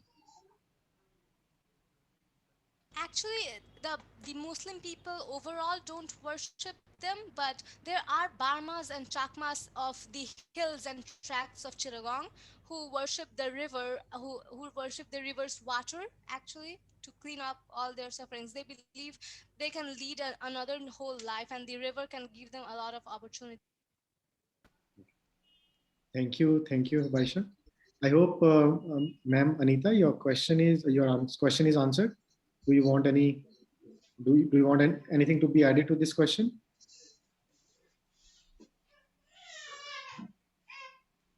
Okay, we'll move on to the next question. Sir, okay. If there is any question, it's okay. After that, I just have a comment. Okay, fine. There are two more questions. Then there is a question from Saleha Khan from Bhavan team. Is there any particular reason why Bashanta Baran signifies yellow or orange, or why people wear yellow and orange colored clothes?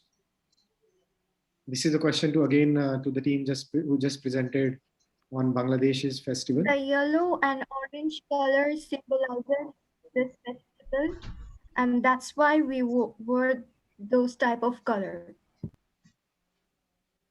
Thank you, Pishojan. Then there is Varun sir, just a minute. I would like to add here that Basanta Moron. I hope I'm speaking it correctly. It is like Basant Panchami, which we celebrate here, and we also wear yellow and orange clothes, and we do worship goddess Saraswati, which is our goddess for knowledge. So that is the reason that was my question, that since we are so close with each other as far as cultures are concerned and traditions are concerned, so that is how I asked. We celebrate Saraswati Puja, ma'am, on a different day. And not on Basant Panchami. Not on Basant Panchami, but on that month. Okay, great. Okay. Thank you. Ma'am, I think the cultures, like the countries are different, but what I could make out, they have Diwali, like we have, maybe with some other name. There are so many, commonalities as for the festivals too. Johnny sir, I hope you would agree to me. Yeah, I definitely agree with you, ma'am. Yes, and one thing that I want to add is that one of my students just said, like when the students of India were showing about festivals, and when they showed the picture Lori, they took it from a movie called Birzara, and he identified Shah Rukh Khan from there also. How fascinated they are with the Bollywood movies that they're commenting me, sir, it is from Birzara movie. Okay. So, but on the day of Lodi over here, every day we have Veer Zaras happening, like, the pyres being lit in front of every house and people celebrating on the tunes of dhol. Yes. You are absolutely right. Here, yours Diwali, and here we celebrate as Kali Puja. Kali Puja. Right. Like in the same day or day after or before. We celebrate Okay, Kali okay. Puja. Right. So this There is is what, another like, just question a from different, yeah. Gitika Sharma. Question is, what do you do in Nabono Fair? What do you do in Nabono Fair? So again to the... There are fairs that happened. There is Nagardola, where we ride. There are several rides there, and in fairs we can get different exquisite items, and we can get different pithas there and different kinds of foods. Okay, okay. Wonderful. And our traditional some potteries are there. Wonderful. You can So I think a lot of fascination towards festivals and similarities, and definitely why not? You know, it's the history. You know, history of both countries separated only a few years back. Most of the history and the culture is what is there is together. So definitely, so many you know, cultural coincidences are there, and people are rightly excited to know more about these. And I think we will open to more questions after this last session, which I hope you know, we could run through quickly because we are running out of time. So over to you, Arun, Prerna. I would like to add something to it. Mhm. I, being born and brought up in Bengal, in Kolkata, Wonderful. so I can actually, understand and relate a lot of culture and festival of Bengal and Bangladesh. It's like Epar Bangla and Opar Bangla. And the food is again very common. You call it the way we celebrate Diwali in North India or in other parts of India. In Bengal, it's always Kali Puja, and it's always a day before Diwali. Again, if I have to add on, you talk about Basant Panchami. There we celebrate Saraswati Puja. In Bengal, again, Saraswati Puja is what is celebrated. And then Nobonno. I think I pronounced it correctly. Nobonno comes from Nobo Onno. Nobo means new and Onno means food, grain, rice. So Nobonno is again a festival which is celebrated in Bangladesh. And you all will appreciate that Mamta Banerjee's administrative, this building is called Nobonno, which is in Mandir Tala in Kolkata, in Howrah. So that is called Nobonno. So they have named that administrative building as Nobonno. And when we talk about the national anthem of Bangladesh and India is been written by Rabindranath Tagore only, Gurudev Rabindranath Tagore, and you call it Amar Shonar Bangla, and that was a part of this East Bengal and West Bengal. They formed undivided Bengal, and there's a lot of culture which is common. I had a friend whose ancestors were from Opar Bangla, and when her grandmother used to speak that Opar Bangla from Chittagong, I could relate, and we used to have a lot of fun understanding the language that way we grew up. So there is a lot of not just commonalities, but there is like a lot of shared belief, shared culture, shared tradition. And when we come into such exchange programs, we actually come to a conclusion that we all are the same, and we are sharing everything with each other. And that is what the beauty of being a human race is all about. Thank you. Thank you for your wonderful words, ma'am. And definitely, you know, this coming together has been a great occasion, and we have got to know each other much better than before, right? And I think we should quickly go to the last session, last topic of the presentation. And one thing more, there was pite which she was talking about. It's during Poila Boishak, and that is the time when pite is made, and there is a lot and variety of pite. And pite is just not made in Bengal, in Odisha also, which is a neighboring state of Bengal, and Bangladesh, of course, when they say that we have that pite and pite of different types. So that reminds me, because when we were young, I mean, we used to wait for the pites, and we used to say, okay, well, what type of pita is that you're making?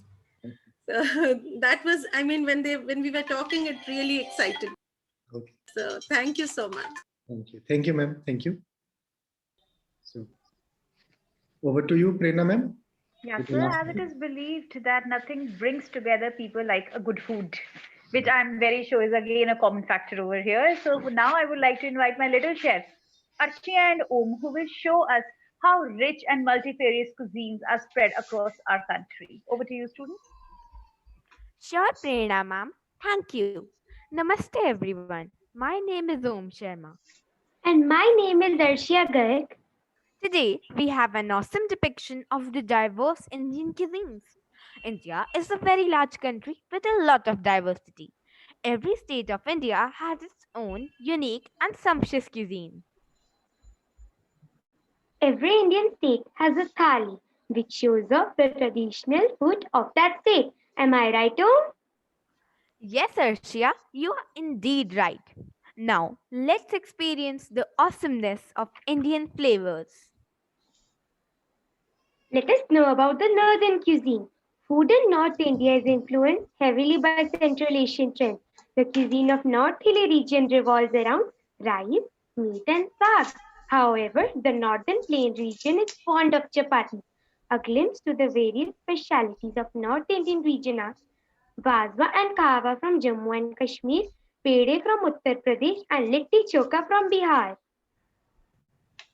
Western cuisine. Western cuisine has the taste of Indian spices. It is the home of Indian fast food and has an irresistible taste. Let's dig into some Western cuisine. Vada pav from Maharashtra, Vindaloo from Goa, Dhokla from Gujarat, and Sutar feni eaten in both Maharashtra and Gujarat. And now, coming to the Eastern Indian cuisine. Eastern India is a hot mix of veg and non-veg food. Their love for food is infinite. Let's look at some tasty delicacies of Eastern India. Moi borok, morok metpa, pika pila, and chakhao kheer. Central cuisine. Most of the healthiest dishes have originated in the heart of India. The very popular dish poha also originated in this region, among others like malpua and bhutti ka kees from Madhya Pradesh and muthiya and fara from Chhattisgarh. And last but not the least, South Indian food. South Indian food has gone much fame across the globe. The region offers a wide variety of veg and non-veg food. Some of them are chakra pongal, idli, utpam, sambar vada, biryani, and kebab. A mouth-watering sweet from south is Mysore pak, made in Mysuru of Karnataka. Indian drinks. India is as popular in drinks as in food. Many Indian drinks like lassi, masala tea, aam panna, and badam milk have extended their branches to other countries. Bajra Rab is also a very popular drink from Rajasthan. Staple Indian diet. India has very subtle and healthy staple diets like dal, rice, roti, sabzi, and soup in some areas. Indian sweets. India is full of sweetness in heart, voice, and food. Most of the Indian sweets are made of milk as it's the largest milk producing country. Some of the mouth-watering sweets of India are kheer, kaju katli, kalakand, pinni, modak, gulab jamun, among thousands more. Indian fast food. Now, friends, let me tell you that India is widely popular in fast food business, be it fried, baked, or any other method of cooking. Some of them are beetroot patty of Kerala, samosa and pani puri all over India, and dabeli of Gujarat. And now you'll be amazed to hear that Indian state of Kerala is known as the spice garden of India because thousands of varieties of spices grow there. Thank you everyone. We hope you enjoyed and learned. Thank you, Arshi and Om. You have activated the taste buds of each one of us with your flavorful and I would say aromatic presentation. But we all are very keen to know about the food and the sumptuous cuisine cooked in our counterparts. Over to you, students from Bangladesh. So, without taking much time, I would like to ask our students from class 8, Anisha Tasin Chaudhary, Noshin Nawar, Saiba Sobhan Imran, Sabir Afroz, and Nusaiba Jafar to show our foods to the Indians, to these people, to our neighbors today, to our guests today.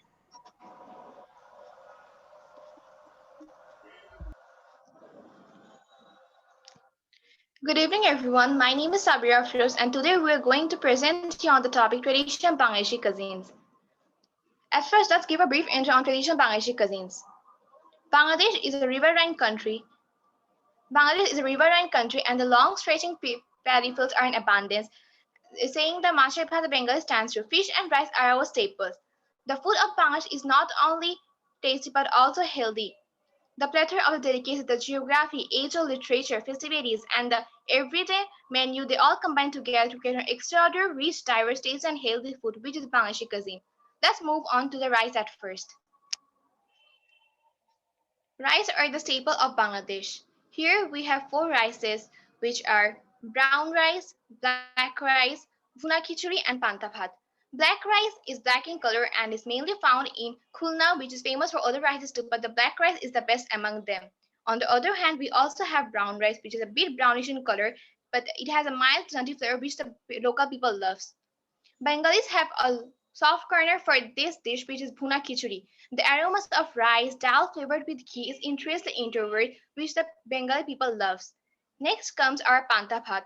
It is a rice-based dish prepared by soaking rice into water overnight and traditionally served in the morning with onion, fishes, and much more.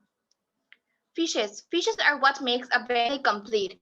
Bangladesh is a country with thousands of rivers and ponds and is notable for being a fish-loving nation, acquiring the name Mache Bhate Bengali, which means Bengali by fish and rice. If you start talking about all the fishes of Bangladesh, it will take a lot of time, so today we're just going to show you some of the fishes of Bangladesh, which are Rukchada fry, ilish, and rui fry. Ilish is the national fish of the Bangladesh, and when it is cooked, it really seems mouthwatering and makes it difficult for the Bengalis to control their hunger. The same thing happens with the rui fish and the rupchada fry. When they are cooked with all the special Bengali spices, it makes difficult for the Bengalis to control their hunger and ended up eating them. Next comes our curries. Curries are the fulcrum of the Bengali cuisine. Here we have four curries, which are shrimp malai curry, jackfruit curry, nehari, bean sprout, or shimmer bichi. Shrimp malai curry is made from shrimp and coconut, whereas jackfruit curry, which is made from jackfruit, is a quick, easy vegetarian dish.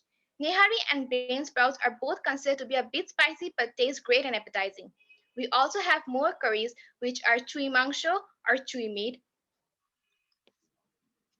Shatkoya beef, Guru Kalo Bhuna or roasted black beef, Mezbai Mangsha, etc.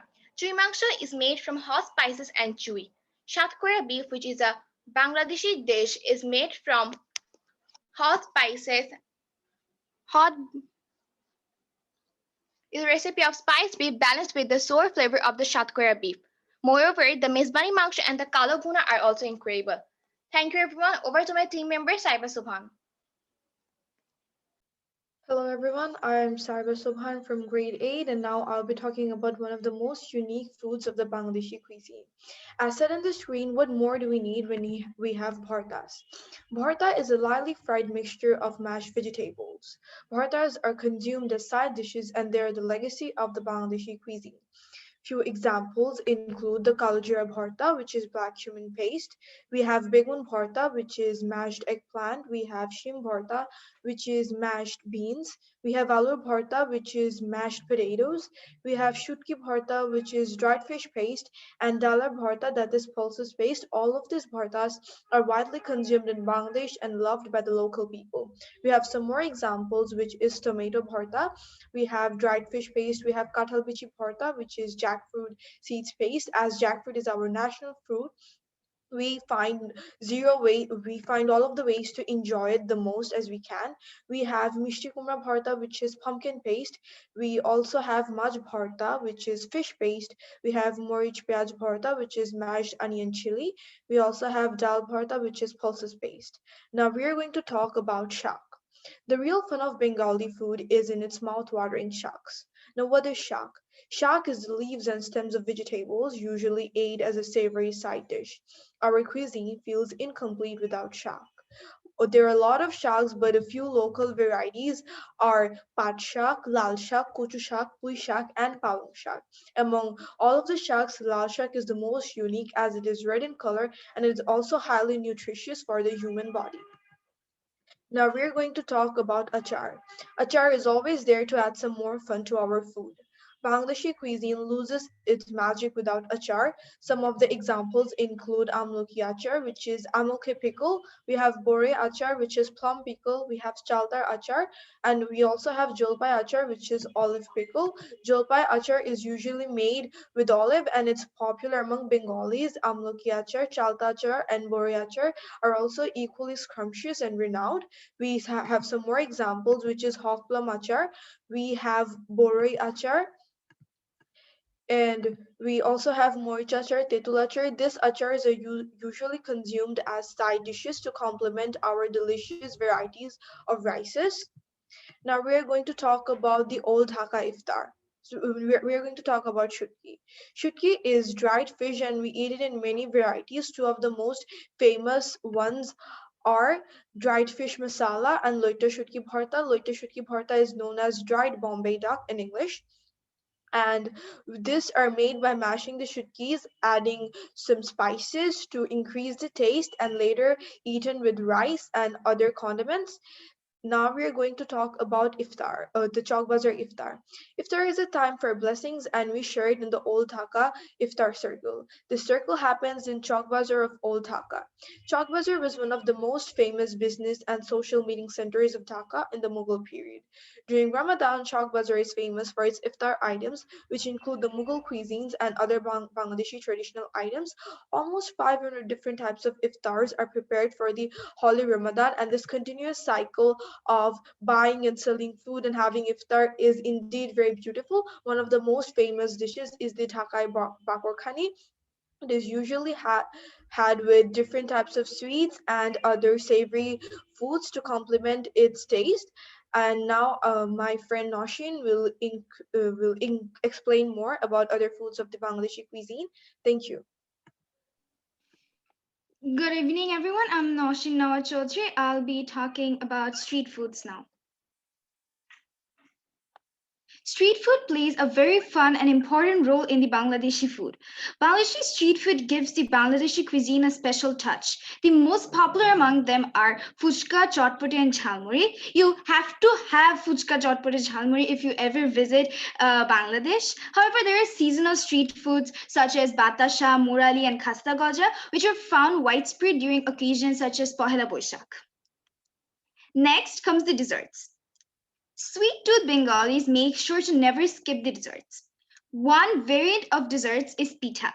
Pithas are sweet stuffed fritter pastries. Pitha is a part of life and culture of the Bangladeshi people. Most of them are seasonal, specially prepared in the winter season, and are considered to be traditional winter dish in Bangladesh. Most pitas are sweet, however, few are savory as well. For example, nokshi pitha, tel pitha, tal pitha, patishapta pitha, puli pitha, phapa pitha, dudh chitoi, which are considered to be sweet, and chitoi pitha and mach pitha are savory. Next comes our sweets. Balish mishti, also known as pillow sweet, called because of its pillow-like shape and huge size, has a history of almost 100 years. Chomchom is a traditional Bengali sweet originated in Tangal, Bangladesh. Rashmalai of Kumilla is a very popular sweet all over the country. Kachagula of Natur is one of the most famous sweets in our country, especially for its taste, prepared exclusively in Natur. Bogara doi is the most famous variation of mishti doi or yogurt. Payesh is also widespread among the Bangladeshis. It is made by boiling milk, sugar, and rice and is typically flavored with desiccated coconut, cardamom, raisins, and saffron. Shahi Jorda is served in special occasions such as wedding. Next comes the beverages. Beverages are always there to complete our excellent cuisine. There are a lot of beverages in our cuisine. The most famous among them is the 7-color tea or 7-layer tea, known in our country as Shatrong Cha. It is a well-known hot beverage in Bangladesh made in Sylhet. Each layer contrasts in color and distinct taste from syrupy sweet to spicy cloves. Borhani is a traditional yogurt-like drink from Bangladesh. Borhani is made from sour yogurt, coriander, and mint, and is drunk in special events such as wedding and iftar gatherings in Ramadan. Green mango juice is also there and it is consumed in summer season as a refreshment. Bele Sharbot or wood apple squash is also popular among us due to its peachy aroma and sweetish sour taste. So that's it from our side. Hope you enjoyed our presentation. To conclude, I, Noshina Chaudhary, along with Saiba Subhan Imran, Sabira Afroz, and Anisha Tasin Chaudhary, thank you for being with us and for letting us to present our cuisine with you. Thank you.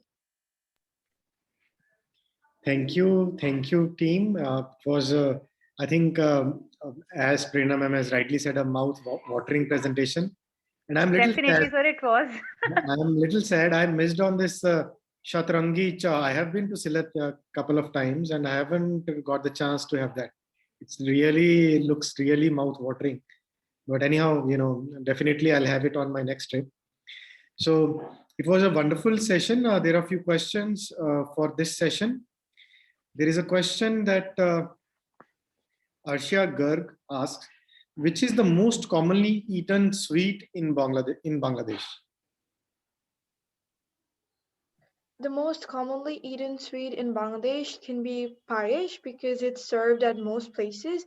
Even at family gatherings, the best go-to option is payesh. Payesh, what is it made up of? It is made up of rice, milk, other sweet It's items. flavored with coconut as well. Coconut, yeah. Sometimes, and then you can use saffron too. And also, like sometimes, if you're looking for sweet, which is known as mishti in our country, if you're looking for these kind of sweets, we'll go for rashmalai. It is really, really famous in our country, along with payesh as well. Okay, wonderful. So I think their payesh resembles our kheer. This is what I guess I could make out. Payesh is, I think it's a little solid. Is it Okay. a little solid? It's a bit thicker than kheer. Kheer, okay. Okay, so they're aware of kheer. I think maybe world's 90% dishes were there in this last 10 minutes. Exactly. And now we are reaching the evening time, so we are feeling all the more hungry after watching this presentation. Right. There is a next question from Srishti Arora. What is lal shak made up of? Again to Bangladesh team. What is lal shak? It's like as we have given shak is like a leaf or stem or of vegetable. So it's one kind of leaf of vegetable. Okay. I guess Saiba could give a broad description of that. Lal shak is actually known as red amaranth in many other countries, and it is made up of the leaves of a very plant. I don't quite remember it, but it has a very thin consistency, and while we cook it, it shrinks and it's kind of very soft and very chewy. That's what makes it the most interesting to have it. And it has a very bright red color, and after we cook it, it comes to a slighter pinkish purplish color.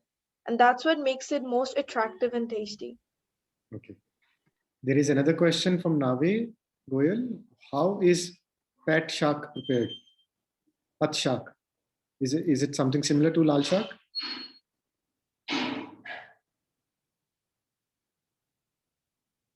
Maybe. Okay, let's move to the next. There are so many questions on this. Yeah, about the pat shak. Pat shak is jute leaves. Okay. And we have the stem as well as the leaves.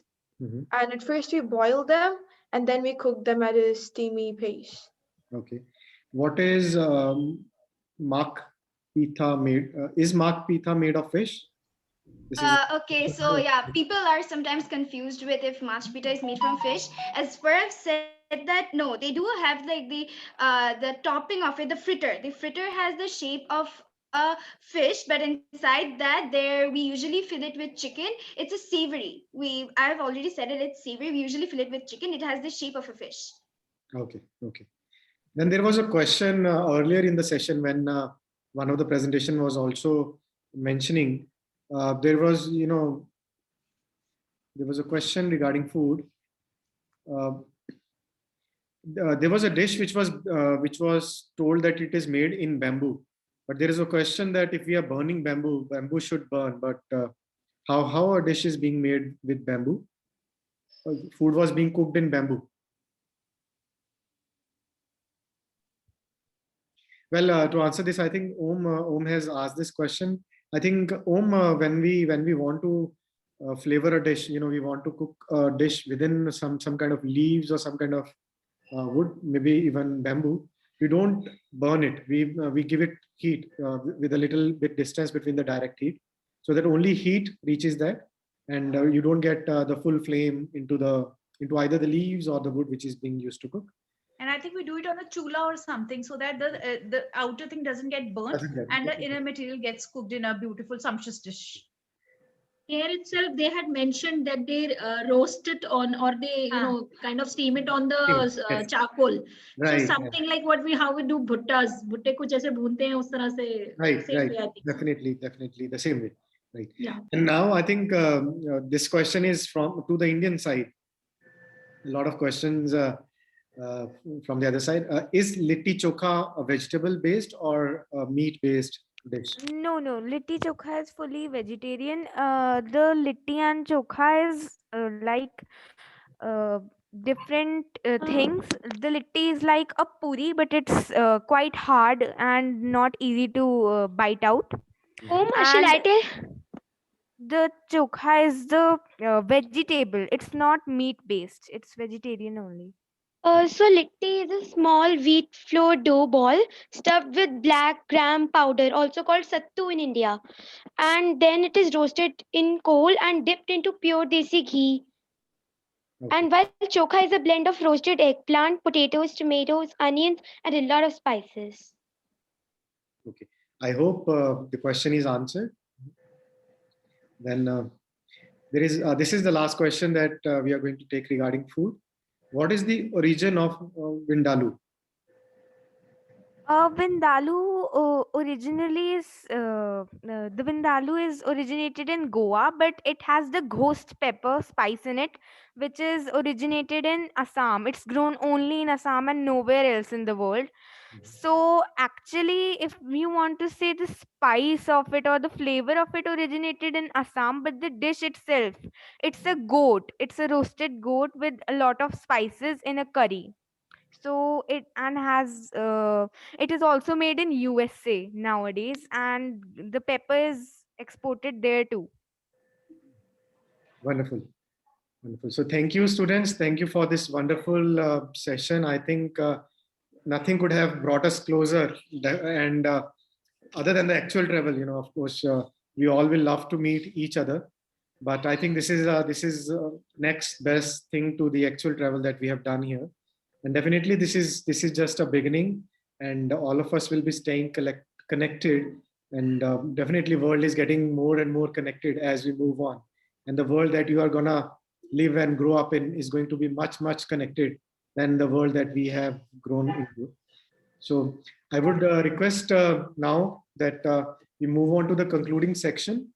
I'll ask Prerna Joshi ma'am to start with the word of thanks, and then the concluding segment, concluding remarks from principal ma'am, from the respective principal ma'am, and then we give the same slot to Presidency International School, to Mr. Johnny sir, and then then we go into before we close down the session, there is a small poll or a small questionnaire which will hardly take 1 minute. So that's how we are going to close it. So yes, over to you, Prerna ma'am. Thank you, Varun sir. As you said, what it feels like the end is often the beginning. So this is the quote by Alexia. We would like to give a halt to this rendezvous between the students of Bhavan Vidyalaya Panchkula and Presidency International School. And let me repeat, it's just a halt. It's just an end to a new beginning, a new chapter of relationship between two schools, two cultures, and two countries. But we cannot end this very fruitful and interesting session without presenting our gratitude to all those who made this interaction a very special one. On the outset, we would like to thank the school principal of Presidency International School for giving our students a chance to engage in this pleasant conversation. We are highly obliged to the delegates from Presidency International School in setting a platform for this fruitful session. This interactive session has added new domains of awakening and respect towards each one of us. We feel honored to have been in interaction with the students of Presidency International School who were active enough to take us to their country, Bangladesh, while sitting in the cozy corners of our homes. Dear students, you were truly the stars of the show. We are ever so thankful to you, sir, Mr. Varun from Edward Tours and Travels, for being a strong catalyst and moderator and helping us in facilitating this rendezvous. We are thankful to our school principal, Madam Mrs. Gulshan Kaurji, for enlightening us for all the new challenges and paths in these trying times of pandemics. It was because of ma'am's vision that we could think of having such an interactive session.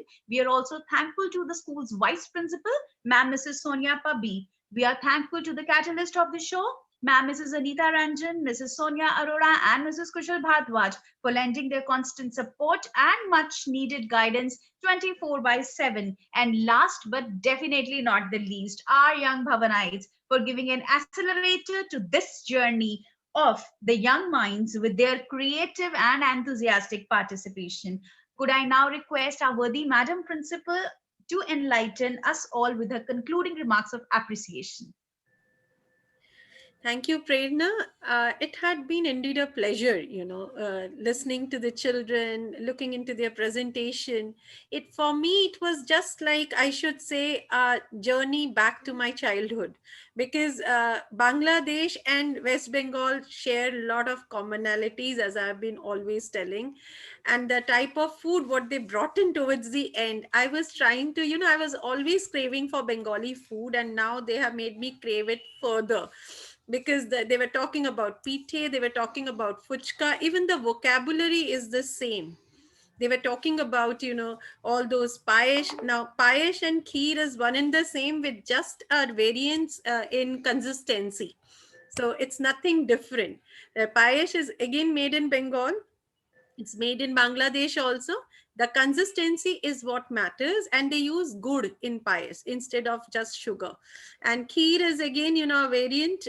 These are just different variants of the same food, depending upon the taste and how you prepare it. Khichdi bhog is again what is being prepared during Durga Puja as a bhog to the goddess, and khichdi, that bhuna khichdi, is again something same.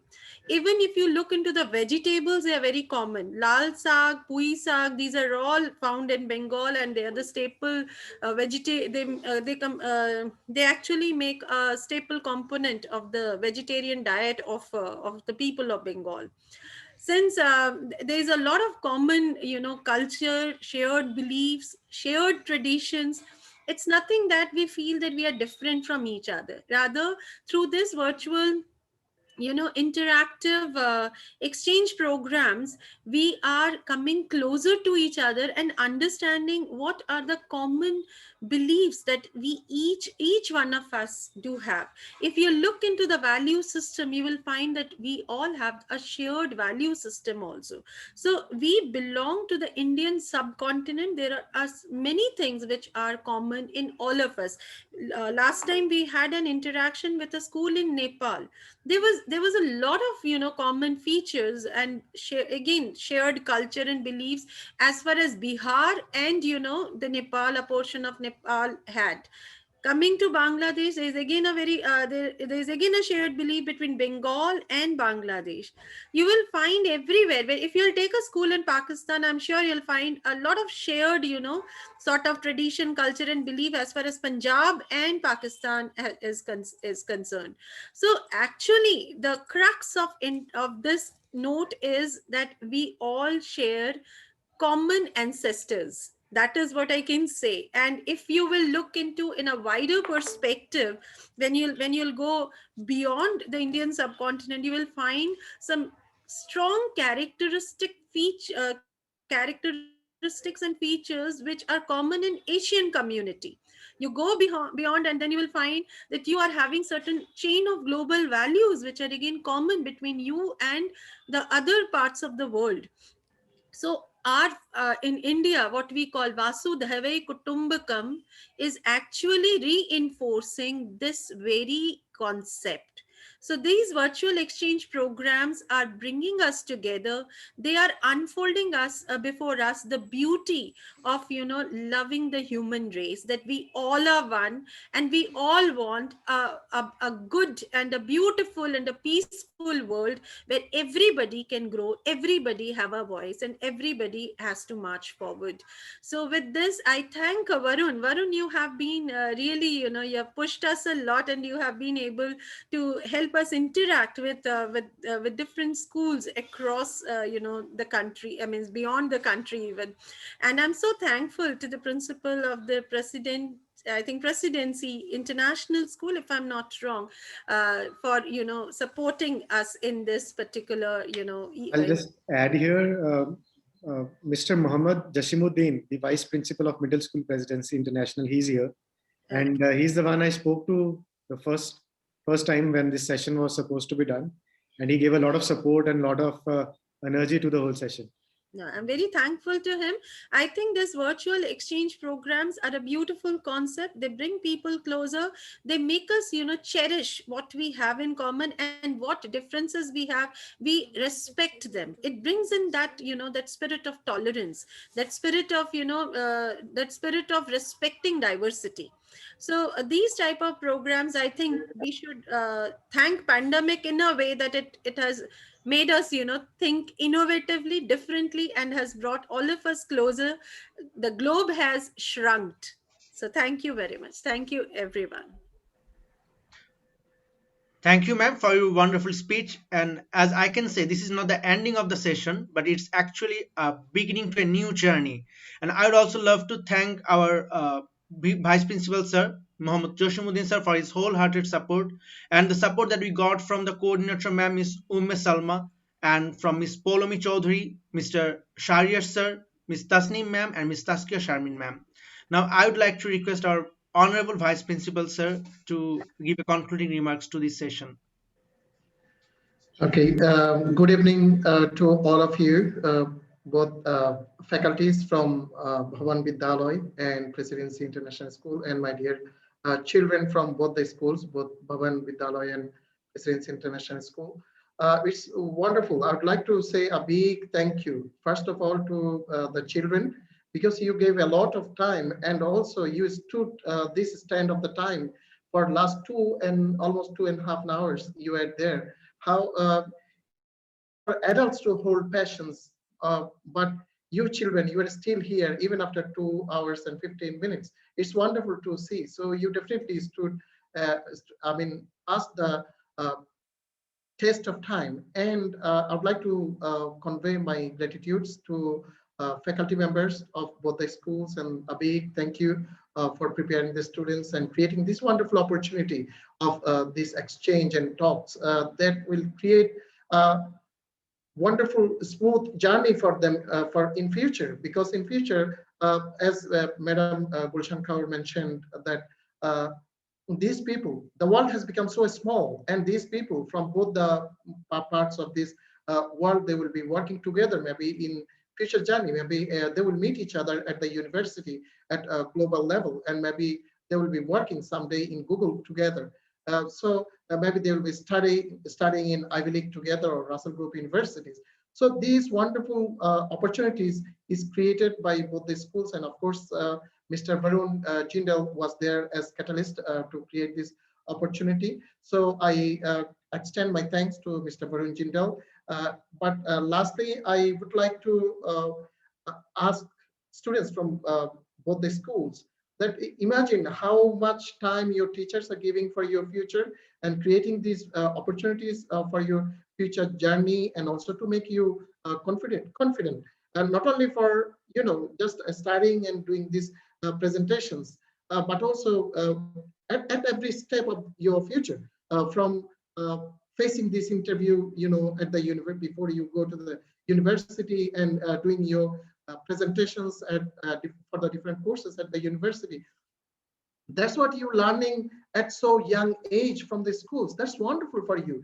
And these opportunities for you is created by your teachers at both schools and around the world. So teachers are doing a wonderful job. I think you can just virtually give a thanks for all of your teachers here from both the parts of the countries. So I thank all of you for this wonderful platform.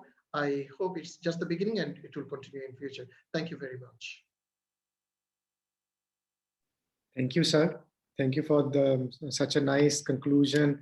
I think we couldn't have a better conclusion than this, that all the teachers, all the heads of the schools, they have come together and created this wonderful opportunity, even during these tiring times. And, whenever we see such efforts coming up, these are such wonderful opportunities for children to learn and grow into better citizens and get better humans as they move along. So thank you all. Thank you. A special thanks to Sonia ma'am and Mr. Johnny from both the schools. They have been the ones who have been driving me towards making sure that things are going in the right direction. And thank you to all the teachers, to all the heads, and definitely, a big thank you to all the children for participating and making this show the show it has been. And before I sign off, I'll launch this final poll. And as soon as you have done your poll answers, you can leave the meeting and you can go and watch the Facebook the Facebook telecast also, which will be there on the Facebook, and you can even share it with your parents. They can have a look. And if there is any questions that has been left unanswered, I'm sorry for that, because the time is always something that we have to take care of. But anyways, if you keep your comments in the Facebook, if you keep your questions to the point in the Facebook, I'm sure your new friends, they'll be readily able to answer those questions. Thank you.